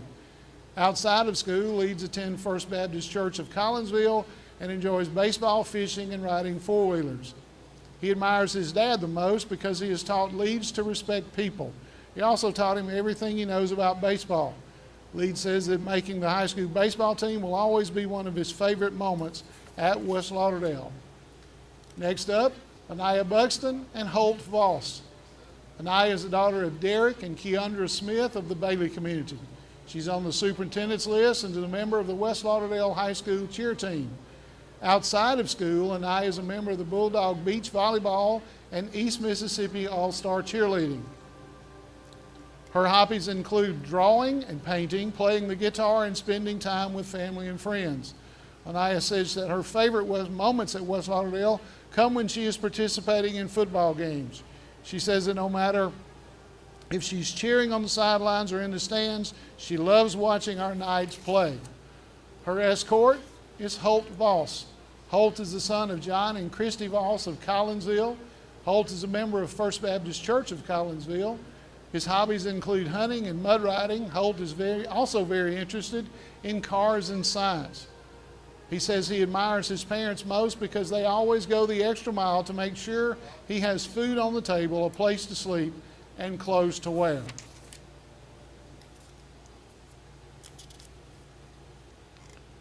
Sophomore maids and escorts, Madison Hayes and Drew Willis. Madison is the daughter of Chris Hayes and Jay and Francie Horton of Collinsville. She's attended West Lauderdale for 11 years. Madison is a member of the Lady Knights soccer team, and she is a two-time state champion in soccer. In her spare time, she is a member of the Dusty Social Service Club and Collinsville First Baptist Church Youth Group. She enjoys playing soccer, hanging out with friends, and spending time with her family. Madison says she most admires her sister, Kristen, because she always looked up to her and appreciates her serving our country. Madison's escort is Drew Willis. Drew is the son of Marcus and Clancy Willis of Collinsville. Drew has attended West Lauderdale for 10 years. He's a member of the West Lauderdale baseball team and the FCA. He also attends First Christian Church. In his spare time, he enjoys playing baseball, playing Xbox, and hanging out with his friends. Drew says he most admires his Nana because she always makes time to take care of him no matter what she's doing, and she's always very supportive. Chelsea Hood and Bryce Lee Jackson. Chelsea is the daughter of Valerie Burridge and Eric Burridge and Ken Irving of Bailey. Chelsea has attended West Lauderdale for 9 years. She is a member of the Mighty Knight Marching Band and the A's and B's Honor Roll. Outside of school, Chelsea is a member of the youth choir at West Mount Moriah Baptist Church. She enjoys makeup, making money, being a comedian, and cooking. Chelsea says she is proud to be a West Lauderdale Knight because Knights always strive to be the best. Her escort is Bryce Lee Jackson. Bryce is the son of Thelma and Hansel Jackson of Meridian. Bryce Lee has been a Knight for 11 years. He's received the Citizenship Award, Perfect Attendance Award, Honor Roll, and Athletic Award. His hobbies include playing basketball, drawing, sketching, and anime. Bryce says his favorite moment at West Lauderdale was the teacher versus student basketball game when he was in the 8th grade. Junior maids and escorts, Jasmine McDonald and Jaden Ball. Jasmine is the daughter of Amanda and Timothy McDonald of Collinsville. She's attended West Lauderdale for 4 years. Jasmine is a member of the West Lauderdale basketball and volleyball teams, student council, and National Honor Society. Outside of school, she's a member of the Debs, Sarah's Daughters, the leadership team, and AAU basketball. Jasmine's hobbies include going to church, working at Chick-fil-A, playing sports, running, and shopping. She says she admires her sister because she teaches her that throughout all the storms that may come, the good will always come with prayer and patience. She sets an example of how to treat others no matter what, always works hard on what she's passionate about. Jasmine's escort is Jaden Ball. Jaden is the son of Nikki Cole and the late Luke Ball, senior of Collinsville. Jaden has attended West Lauderdale for 5 years. He's a member of the West Lauderdale basketball team. Jaden's hobbies include playing basketball, playing Xbox, and spending time with his friends. His favorite West Lauderdale moment was last year's homecoming pep rally because it was a very fun experience. Next up, Keeley Moore and Anakin Crawford. Keeley is the daughter of Tara and Jerome of Bailey. Keeley is a member of the West Lauderdale softball team, the National Honor Society, Student Council, and HOSA. She's attended West Lauderdale for 7 years. Outside of school, Keeley is a member of the Russell Baptist Church youth group and enjoys helping in the nursery at church. In her spare time, Keeley enjoys playing softball and hanging out with her family. Keeley says the person she admires most is her Gigi because of her big heart and her generosity. Her escort is Anakin Crawford. Anakin is the son of Chris and Lisa Crawford of Meridian. He's attended West Lauderdale for 11 years, is a member of the West Lauderdale soccer team, boys soccer team, and received the Most Improved Player Award last year. He also received the All-District Honorable Mention. He plays travel soccer for the Alliance Football Club. In his spare time, he enjoys playing soccer, spending time with the boys, reading, and playing basketball. He said he's proud to be a Knight because of the tradition of excellence and the education he is receiving and getting to spend time with the people he goes to school with. Our homecoming king and queen candidates. Candidate for king and queen, Casey Williams and Tanner Parker. Casey is the daughter of Roger and Renee Williams of Meridian. She's a team captain for the Lady Knights softball team, secretary for the National Honor Society, member of the Student Council, and the FCA. She's a member of Pine Forest Baptist Church and is active in the youth group. Her hobbies include reading, studying, and practicing softball. Casey says her favorite moment at West Lauderdale is every moment. She loves learning new things and being taught by the best teachers there are. The administrators make it easy to enjoy coming to school. She is escorted tonight by Tanner Parker. Tanner is the son of Ken and Dusty Parker of Collinsville. He's a member of West Lauderdale baseball team and received the Mr. Defense for the past 2 years and selected as a member of the State Games All-Star team his junior and senior year. Tanner's hobbies include playing baseball, hunting, and fishing. He's proud to be a Knight because West Lauderdale is a community and not just a school. Next up, Kayla Wooten and Justin Humphrey. Kayla is the daughter of Jacoby and Gina Wooten of Bailey. Kayla is a member of the National Honor Society. She's a member of the Dusty Social Club. Kayla's hobbies include cooking, shopping, and spending time with family and friends. She says she admires her mom and dad the most because they are the best providers, teachers, and loving parents anyone could ask for. She is escorted tonight by Justin Humphrey. Justin is the son of Jarman and Jamie Humphrey of Collinsville. He's the manager of the West Lauderdale High School basketball team. His hobbies include playing basketball and video games, dancing, and listening to music. He says his favorite West Lauderdale moment is winning the dance competition at the pep rally, and the crowd went wild. Next up, Addison Pope and Sam Balderas. Addison is the daughter of John and Liz Pope of Martin. She's a member of the West Lauderdale soccer team, National Honor Society, and yearbook staff. Addison is a member of First Baptist Church Collinsville, IFC Soccer Club, and the Dusty's Social Service Club. Her hobbies include trying to play tennis, playing with her dog Marley, and going to Sonic with her friends. She says her favorite teacher at West Lauderdale is Miss Allen because she makes physics fun. Addison is escorted by Sam Balderas. Sam is the son of Pedro and Rosa Balderas. Sam is a member of the West Lauderdale soccer team and the National Honor Society. Outside of school, Sam is a member of Jubilee Youth Group. His hobbies include playing soccer, going to the gym, watching Netflix, flicks, and spending time with friends. He says his favorite West Lauderdale moment is when the West Lauderdale team won the North State because he realized they were going to state. This year's senior football mate is Kylie Wiggins. Her escort is Brett Gordon. Kylie is the daughter of Jenna Wiggins and Tyler and Elizabeth Wiggins of Choctaw. She's been a member of the yearbook staff for 4 years and served as editor her junior and senior year. Outside of school, Kylie is a member of Crossview Church of Collinsville and the Dusty Social Service Club. Kylie's hobbies include hanging out with friends, learning to cook new things, and taking care of other people. She says her favorite teacher is Coach George because his jokes are funny and he's always positive. She is being escorted by fellow senior Brett Gordon. Brett is the son of Brian and Kathy Gordon of Martin. Brett's a member of the West Lauderdale Cross Country Team, the FCA, National Honor Society, and West Lauderdale Chorus. Brett attends Oak Hill Baptist Church and is a member of State Line Hunting Club. Some of his hobbies include hunting and fishing, playing the guitar, singing, and playing ultimate frisbee with his friends. Brett says he is proud to be a Knight because of how he's treated by his teachers, staff, and students. Everyone is always so nice and have always treated him with kindness. Ladies and gentlemen, the West Lauderdale Homecoming Court.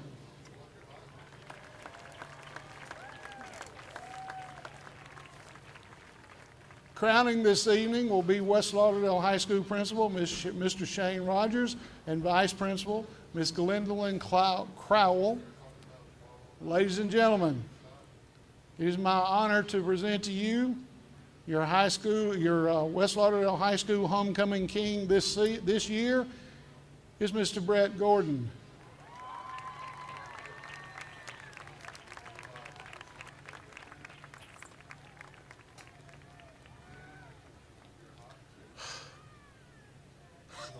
Exhausted.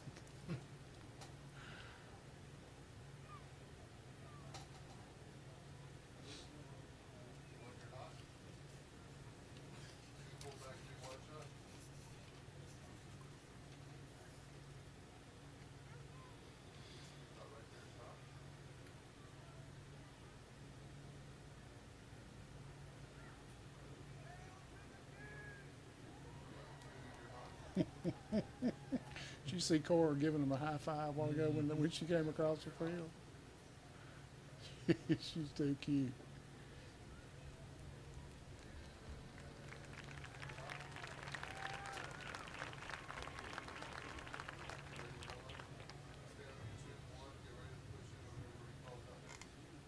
Ladies and gentlemen, your 2020 West Lauderdale Homecoming Queen is Miss Casey Williams.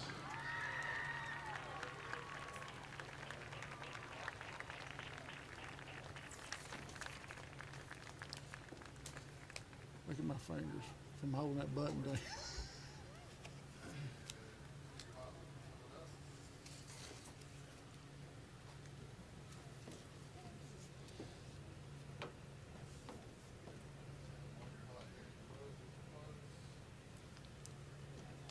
Tearing out here to the bathroom all day, forgot my mask. All the way through, crowding these signs everywhere down there, you must have a mask. You did. There it lays right there. I walked all the way down there.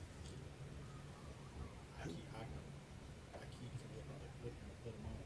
Who got through that wall? Who got thrown out wall? Was it Danny? That at the end.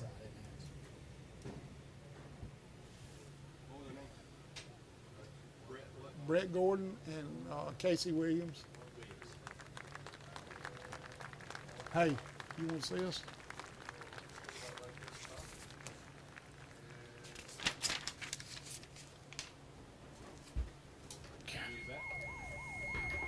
No.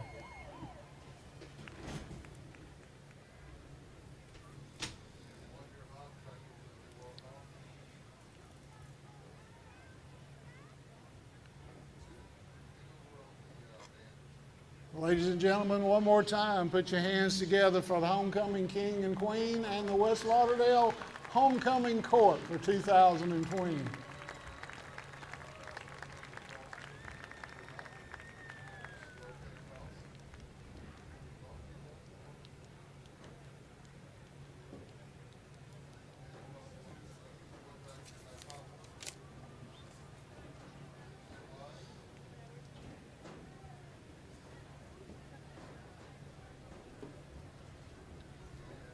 While we have a moment, we want to say a special thanks to the sponsor for our game balls this year.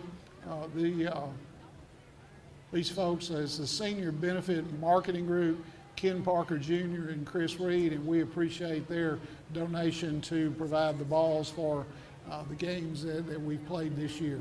We thank them and their support for West Lauderdale football.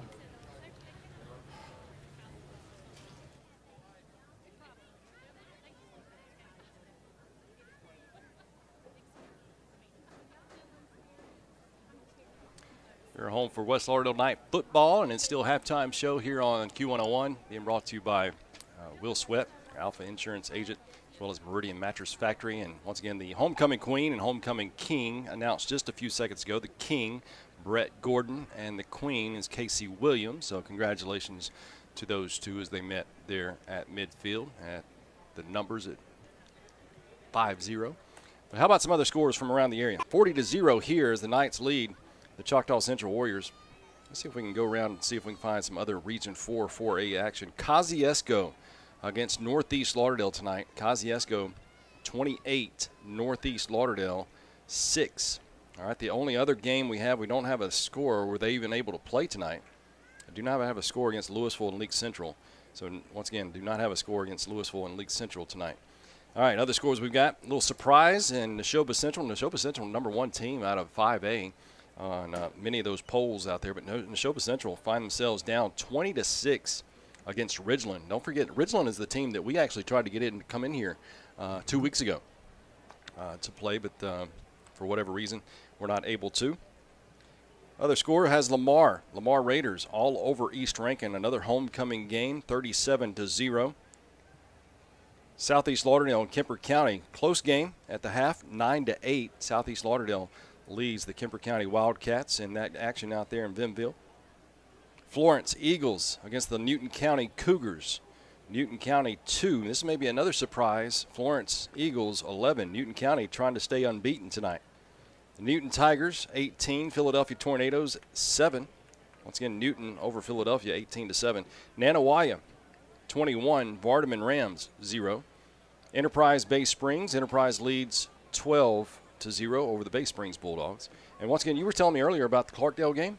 Yeah, they were supposed to play Sacred Heart, and Sacred Heart had to cancel. They've got the quarantine, COVID going on, so they won't be in action until next week out at Southeast, I believe, for Southeast homecoming. Petal and Meridian played last night. It was Meridian's homecoming game. Meridian actually came back in that game within 3 in the second half. I believe it was 23-20, but then Petal put the pedal back down to the metal. 37-20 was the final in that action last night. So once again, Meridian loses against Petal 37-20 last night. That's the scores we have for you momentarily. We'll try to get you that Louisville and League Central score before the end of the game here tonight. You know, anything can happen on a Friday night. Anything could happen. Try to throw out some love for League Central there to try to upend the Louisville Wildcats, huh? I was going to say, go Gators. Not that nothing's against Louisville. No. Just help out the West Lauderdale Knights' chances. Yeah, we want to help ourselves now. All right. Thank you once again to Will Sweat, Alpha Insurance Agent, as well as Meridian Mattress Factory. And that wraps up the halftime show. Once again, the Knights move into, or just moments away from moving into the third quarter, leading by 40-0. And just took a look at that weather radar just a few seconds ago, and earlier tonight it looked to be quite a few heavy thunderstorms moving in this area, but as it continues to make its way closer to the Collinsville area, it looks to die out a little bit, so that's good news. Very good news.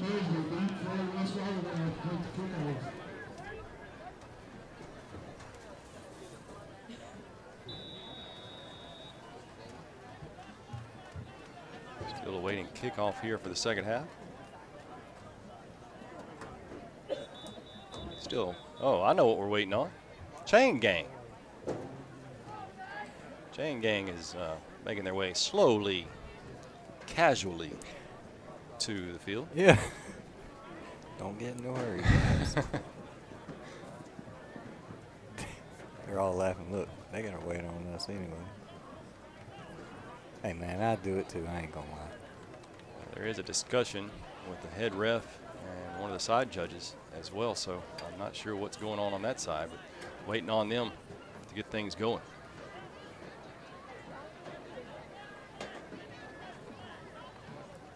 I believe we are just about ready.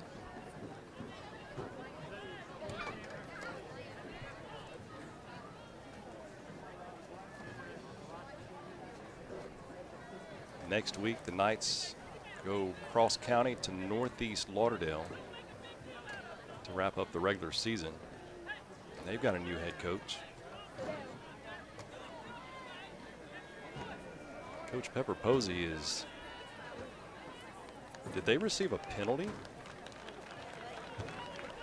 Yeah, one just come in somehow, but would it be delay of game because would the chain gang have anything to do with it? No. This was a 10-yard penalty. I'm not sure if anything. I'm not sure if something happened at the right before halftime. Nonetheless, the Warriors. This was a penalty against the Knights. They'll be kicking off from midfield, 50-yard line. Brett Busby back to receive. He'll receive at the 2-yard line. He's up to the 10. Down to the 15, near the 20-yard line. I believe he'll be marked just shy of the 20-yard line at the 19. And had a little bit of a jump there, didn't he? Get over I guess a leg or whatnot. Seeing some moves out of these guys tonight that I have not seen this year. They have really stepped it up this week. Maybe we need to have homecoming every week. Is that what it is, or? You're seeing some fresh faces there for the Knights, a few of them.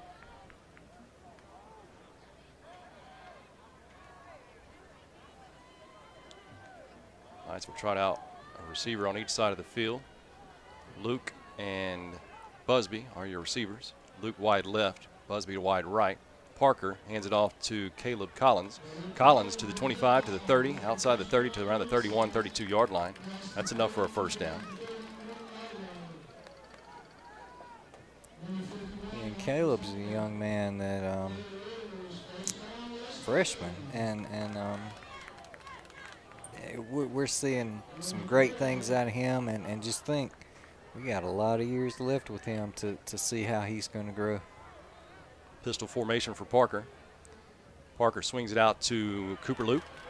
And Cooper Luke's on the races there to the midfield. The 45 cuts back inside, but kind of loses his footing. He'll be stopped there at the Nanawadia 45-yard line.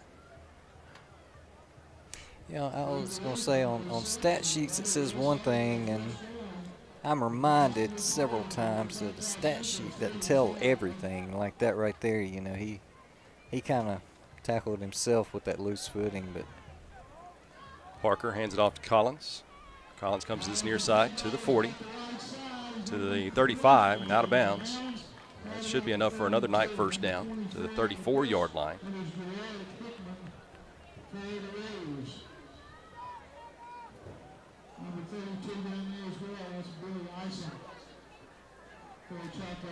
Seeing Jake Smith enter the football game as wide right, taking Brett Busby's spot.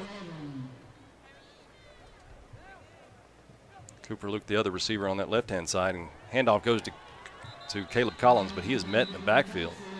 I think number 36 for the Warriors came screaming through. Jayon Johnson. We'll just call him number 36 Johnson, sophomore for the Warriors. Broke free somehow and got the 2-yard loss there for the Knights. Same formation.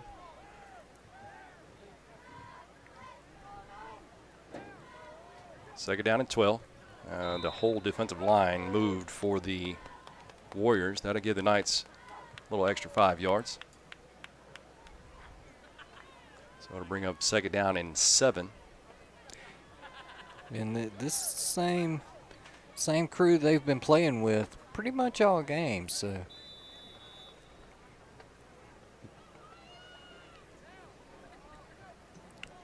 Parker going to hand it off to Collins. Collins to the 30, inside the 30 to around the 28. Maybe they might even mark him down to the 27. So it's going to be third down and 3. Third down and 3. 9:08 remains here in the third quarter. Once again, the Knights lead 40-0.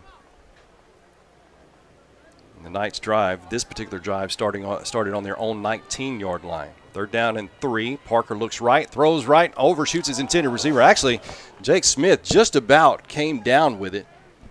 He tipped it up in the air back to himself and almost came down, almost made a miraculous catch. But nonetheless, bring up fourth down and 3. Go for it, Coach. I was going to say a one-handed catch is one thing, but a one-handed kind of bat it down again, and then catch it. Man, that's amazing. Pistol formation from Parker as Hunter Moore goes in motion. And handoff for Caleb Collins. Caleb Collins to the 25, makes the first down, and then gets to the 20. I believe he's going to be in. They'll mark him right on the 20-yard line. So nice run for Caleb, get the first down there. Yeah, and nice job of ducking some tackles like he did, making some guys miss that had what you would think would be maybe a sure tackle, but he proved real quick that he's got some abilities to keep the ball going and keep the play going. 4-minute plus drive here. Collins with the carry once again inside the 20, and that's all he'll get, just to the 19-yard line. But this is a decent drive, real good-looking drive for the Knights. As Knights started on their own 19, now they find themselves on the opposing 19.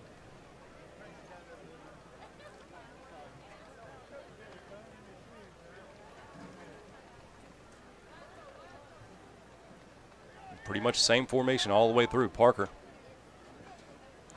rolls out to his left, and he is going to be dragged down from behind. That'll be a quarterback sack.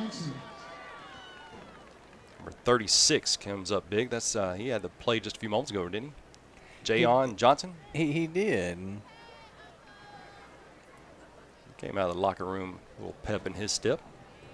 Yeah. Loss on the play all the way back to the 27-yard line. So third down, 17 to go. As the clock continues to move, it's now 6 minutes and 40 seconds remaining in the third quarter. Parker looks to his left, and he's backpedaling all the way. It's a screen set up. Collins to the 30, to the 25, to the 20. Back to the original line of scrimmage, and there's a flag all the way to that far side. What did the ref see? I'll tell you, it's going to be kind of hard to see a whole lot. I've been wondering what the flashing was, why the cops were down there, but it's cameras. Oh, for homecoming. Pictures, yeah. Homecoming. I see what you're talking about. What are we missing? But what Greg is referring to the far side end zone, flash bulbs going off. That's where the homecoming court, I believe, is. Still waiting word on the referee. No, they're going to wave this flag. So it will bring up, is it fourth down? Yes, it's fourth down and 10 from the 20. I believe the offense is going to stay on the field here. Two receivers to the left, one to the right. Parker looks initially to the right. He's going to have to get rid of it quick. Got a receiver and almost picked off. It was almost picked off there at the goal line. It'll be a turnover on downs. He had a man in his face. I'm not sure. I don't know if I'd be able to get rid of the football like he did whenever having a man in my face like that. And the defender, I missed his number there, but he was coming across that middle and had just the right amount of speed to him and knew what he was doing, and that's a play that he will relive in his head probably for a little while here. Well, that was a 6.5 minute drive. Of course, the clock is continuing to roll through here in the third quarter, remainder of the game. Handoff goes to Wesley. No gain on the play. If it is, it'll be maybe a foot. Second down long for the Warriors. Yeah, and this is just a position that the Warriors are not used to being in all year. Is Wesley not putting up big yards, Joe not putting up big yards, and just kind of being stuck all night. They're just not used to this. So two receivers to the right, one to the left as the Warriors moving right to left. Joe looks to his right, nobody there.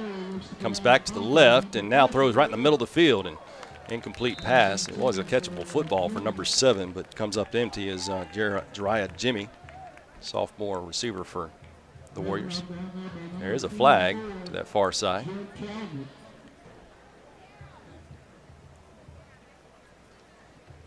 And that was Jet Calvert that made that tackle there.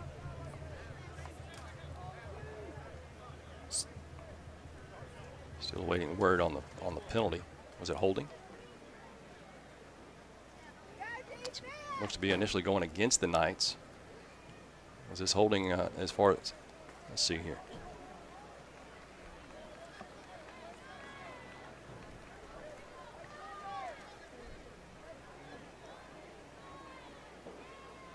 Nonetheless, it was against the Knights. Going to bring them all the way up to the 35-yard line. It was a 15-yard penalty.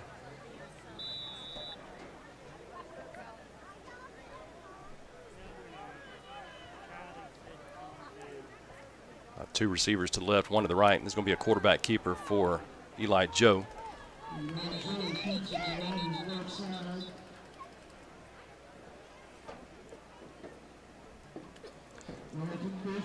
And Lee, you know, I'm looking at the scoreboard. I'm looking at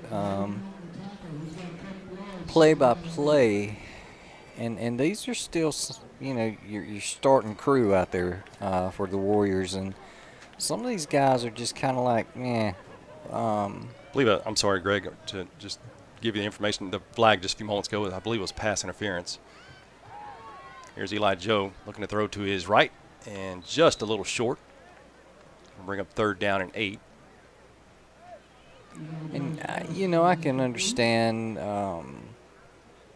logics and everything like that, but beyond all that, you still got next week. You're still in a position, you are probably going to the playoffs. You know, you use every second of football to keep going. You don't give up. And that's an attitude I'm seeing out of some of these players that just kind of bothers me.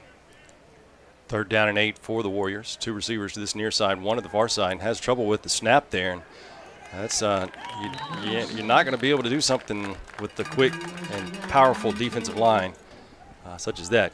Mondre Cole, all he needed was that half second of mistake there with the snap, and yeah, Mondre Cole with another quarterback sack.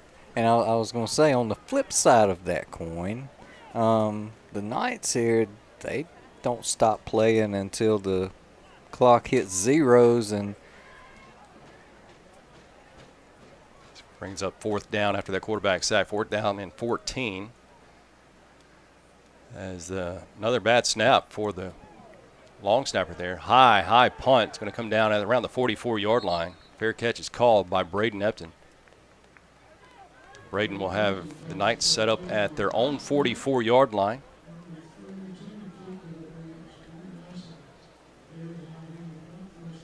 Love what I see down there. Of course, J.J. Grant not able to play tonight due to health concerns, but right there in the huddle, or right there on the outside of the huddle, helping his team go. Fresh faces out there on the offense. Cameron Graham takes over as quarterback. Graham will hand it off to Collins. Collins will get about a 2-yard gain. Closing seconds of the 3rd quarter. Once again, the Knights lead 40-0 with the running clock. It will bring up 2nd down and 8.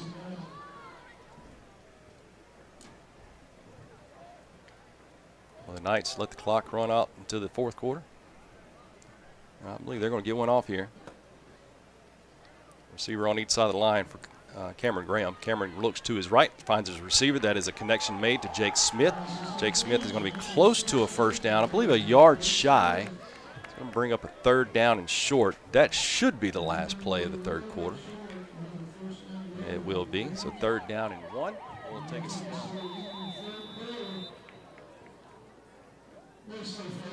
Hey, I'm Kirsten Lee, graduate of West Lauderdale and contract specialist for Senior Benefit Marketing. We at Senior Benefit Marketing have a combined 40 years experience in the senior market for life and burial insurance. We would love the opportunity to customize a policy just for you. Or maybe you're looking for a career option. We are always looking for people to join our winning team. Please visit our website at www.seniorbenefitmarketing.com. Go Knights!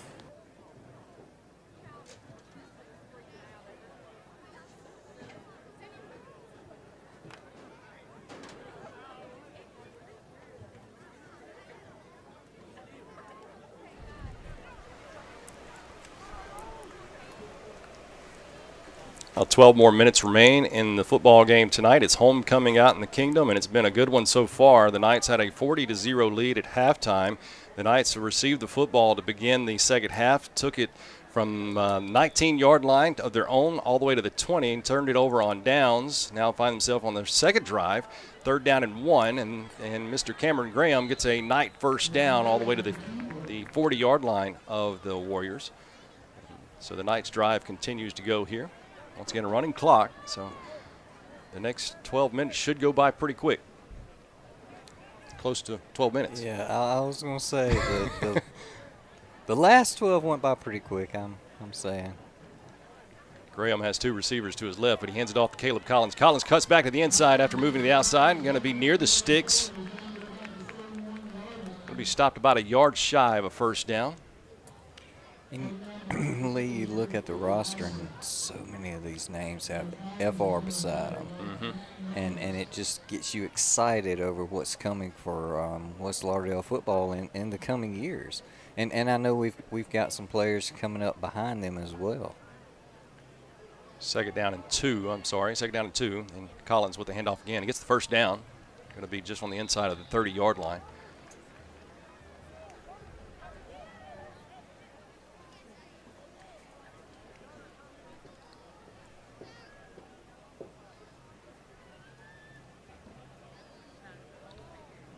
So many games this year the Knights have been able to put in, whether it be freshmen, sophomores, juniors, whatever it may be, but getting experience for all members of this football team. Cameron Graham is going to be a quarterback keeper, comes to this near side, out of bounds inside the 25 to the 23-yard line. That'll be a pickup of 7 yards, so second down and 3 to go. And that gaining experience is going to be so valuable this year, next year. It's just something that game time experience is so much different than practice experience. Well, when you have a deep roster, somebody that can come fill the shoes of a starter and basically you take nothing off. Collins once again with a keeper handoff, and he'll get, I believe, a first down. Late flag. He threw that thing 20 yards. Yeah. How about that throw? We're going to say he's got a little cannon on him too, don't he? Initial first down was made, but this was from the head ref, so it comes from the area of, hey, I saw a holding, but or something. Yep, that is it.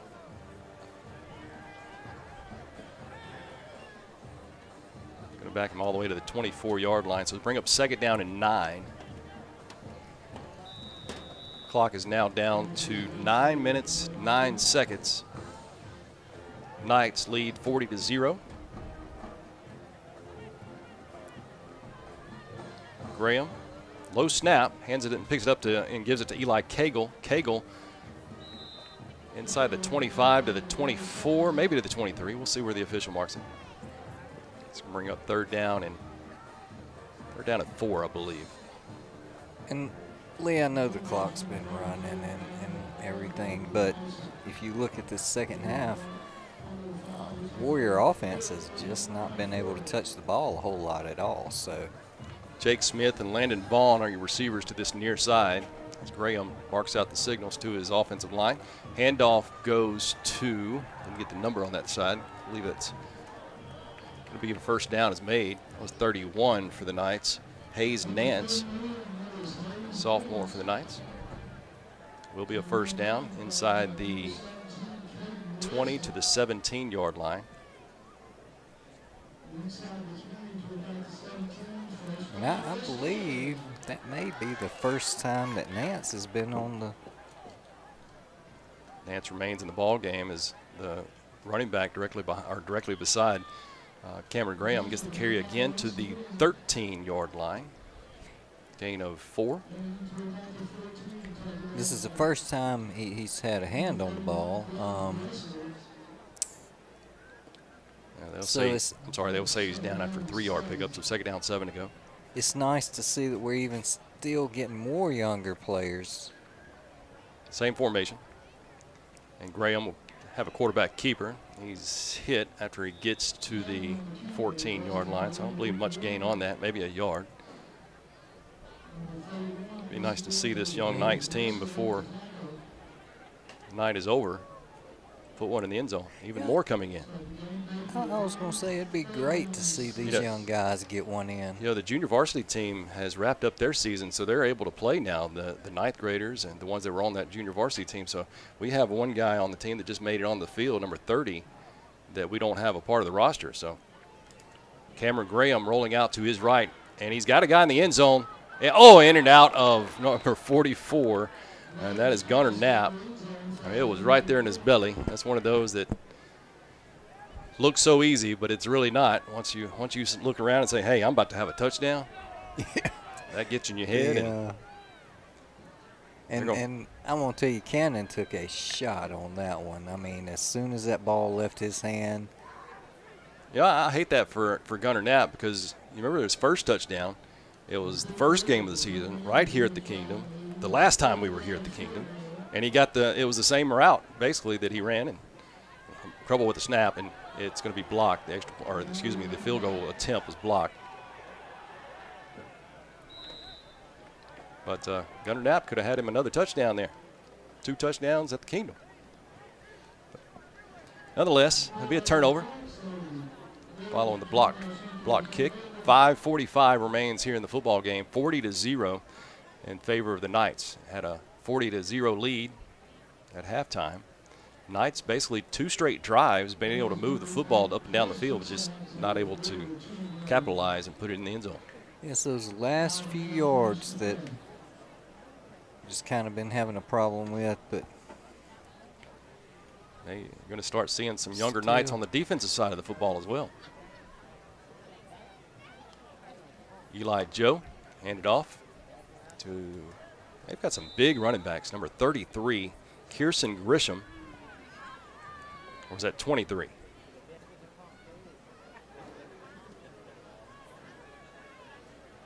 believe that was 33. Yeah, I believe it's 33. For maybe 5-yard pickup. Going to bring up 2nd down and 5 to go for the Warriors. Just a little bit less than 5 minutes to go. 2 receivers to the right, 1 to the left. Joe has a running back to his left, in which he'll hand the ball off to. That's number 33 again. So he'll get the first down for the Warriors just on the outside of the 20-yard line. And Lee, while we're kind of in this area, this is actually, we didn't, I don't remember talking about this, but 11th time that these two teams have met. And West Lauderdale has actually shut them out 3 times prior to tonight. Eli Joe looking deep.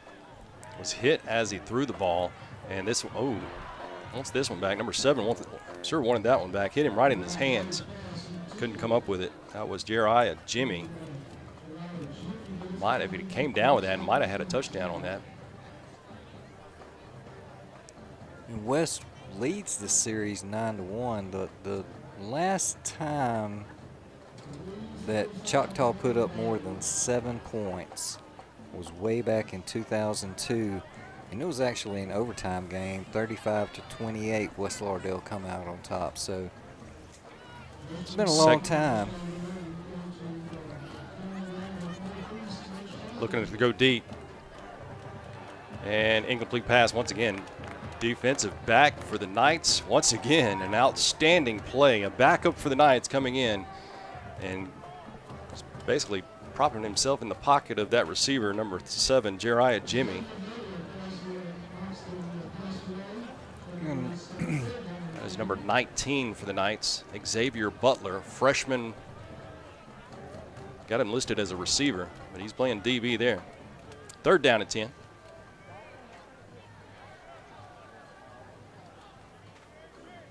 Two receivers to the right, 1 to the left for the Warriors. Just under 3 minutes left in the ball game. Eli Joe looking for somebody, and almost picked off. Almost picked off, but it'll bring up 4th down. Got a score just a few moments ago. Louisville all over League Central, 27-0.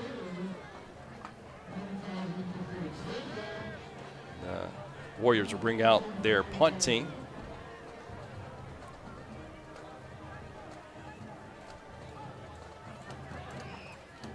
So with the win tonight against League Central, Louisville will definitely be #1 seed coming out of Region 4A, excuse me. Of course, the Knights definitely going to win this one with just under 2 minutes to play, 40-0. Knights will wrap up 2nd seed in Region 4A. Here's the punt. And I believe Knights might have got a hand on that one. It's going to roll out of bounds on the Warrior side of the midfield. I think the Knights did get not only a hand on the ball, but also the punter. So the Knights will trot out their offense once again and should be able to drain the rest of this clock as it's continuously moving. And next week, Lee, we go cross country to Northeast where anything can happen. You got that right. No. Graham once again, quarterback.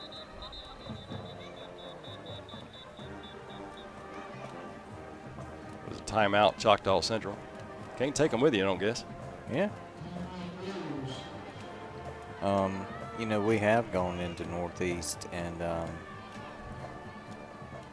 one team be without wins and actually get their lone win for the year in that game. So that was us back 2010, I believe, 2011. I didn't want to brag too much. I got you. Yeah, trying to build the game up.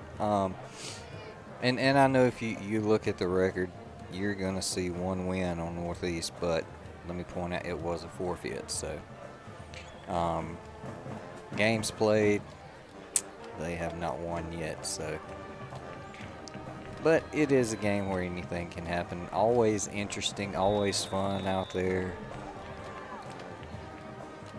Cameron Graham going to hand the ball off to number 15, Landon Vaughn. Goes off to that far side and nothing there for him. Defense read that. Bring up 2nd down and long after a couple-yard loss. Actually, it'd be longer than that. 4-yard loss. 45 seconds remains until the end of week, was it 9? Officially week 9. Yeah. Knights will have to have one more play here. 2nd down and 14.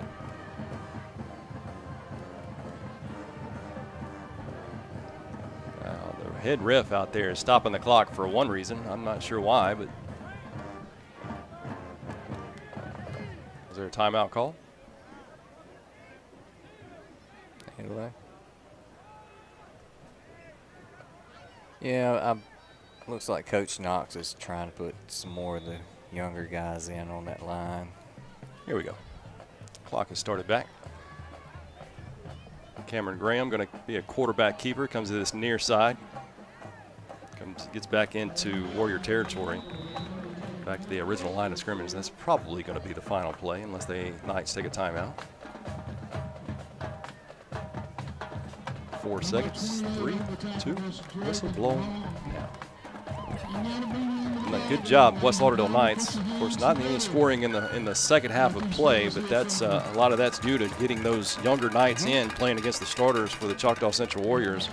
But definitely able to move the football against a first-string defense. So that's a plus there. That's a positive there. And also you got to remember that the play is not stopped or anything. So with that clock constantly moving, it's a little bit harder to put a score up.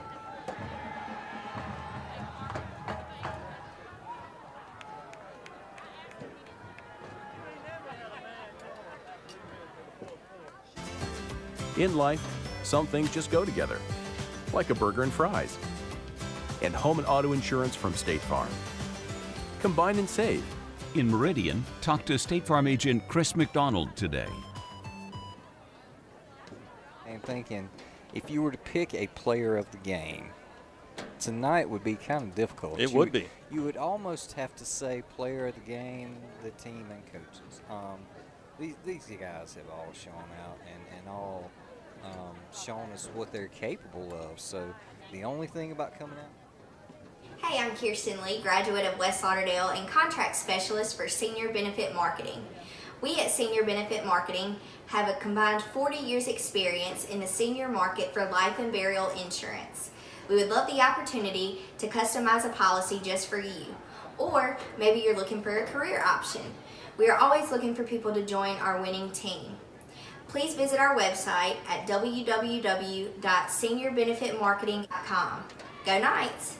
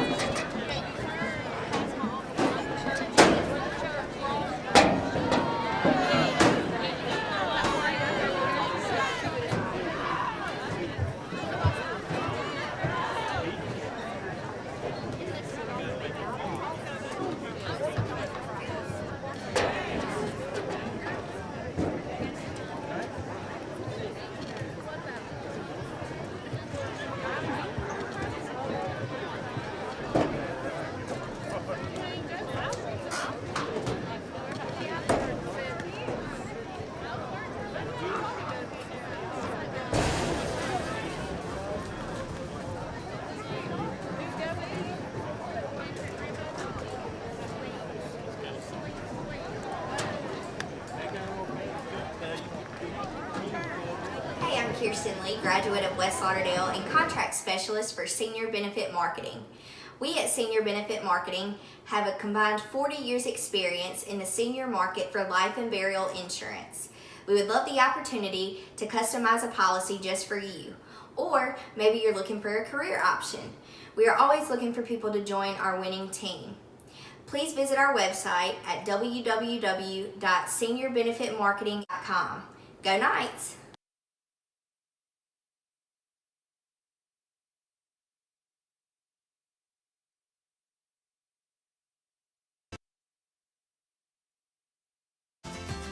In life, some things just go together, like a burger and fries. And home and auto insurance from State Farm. Combine and save. In Meridian, talk to State Farm agent Chris McDonald today.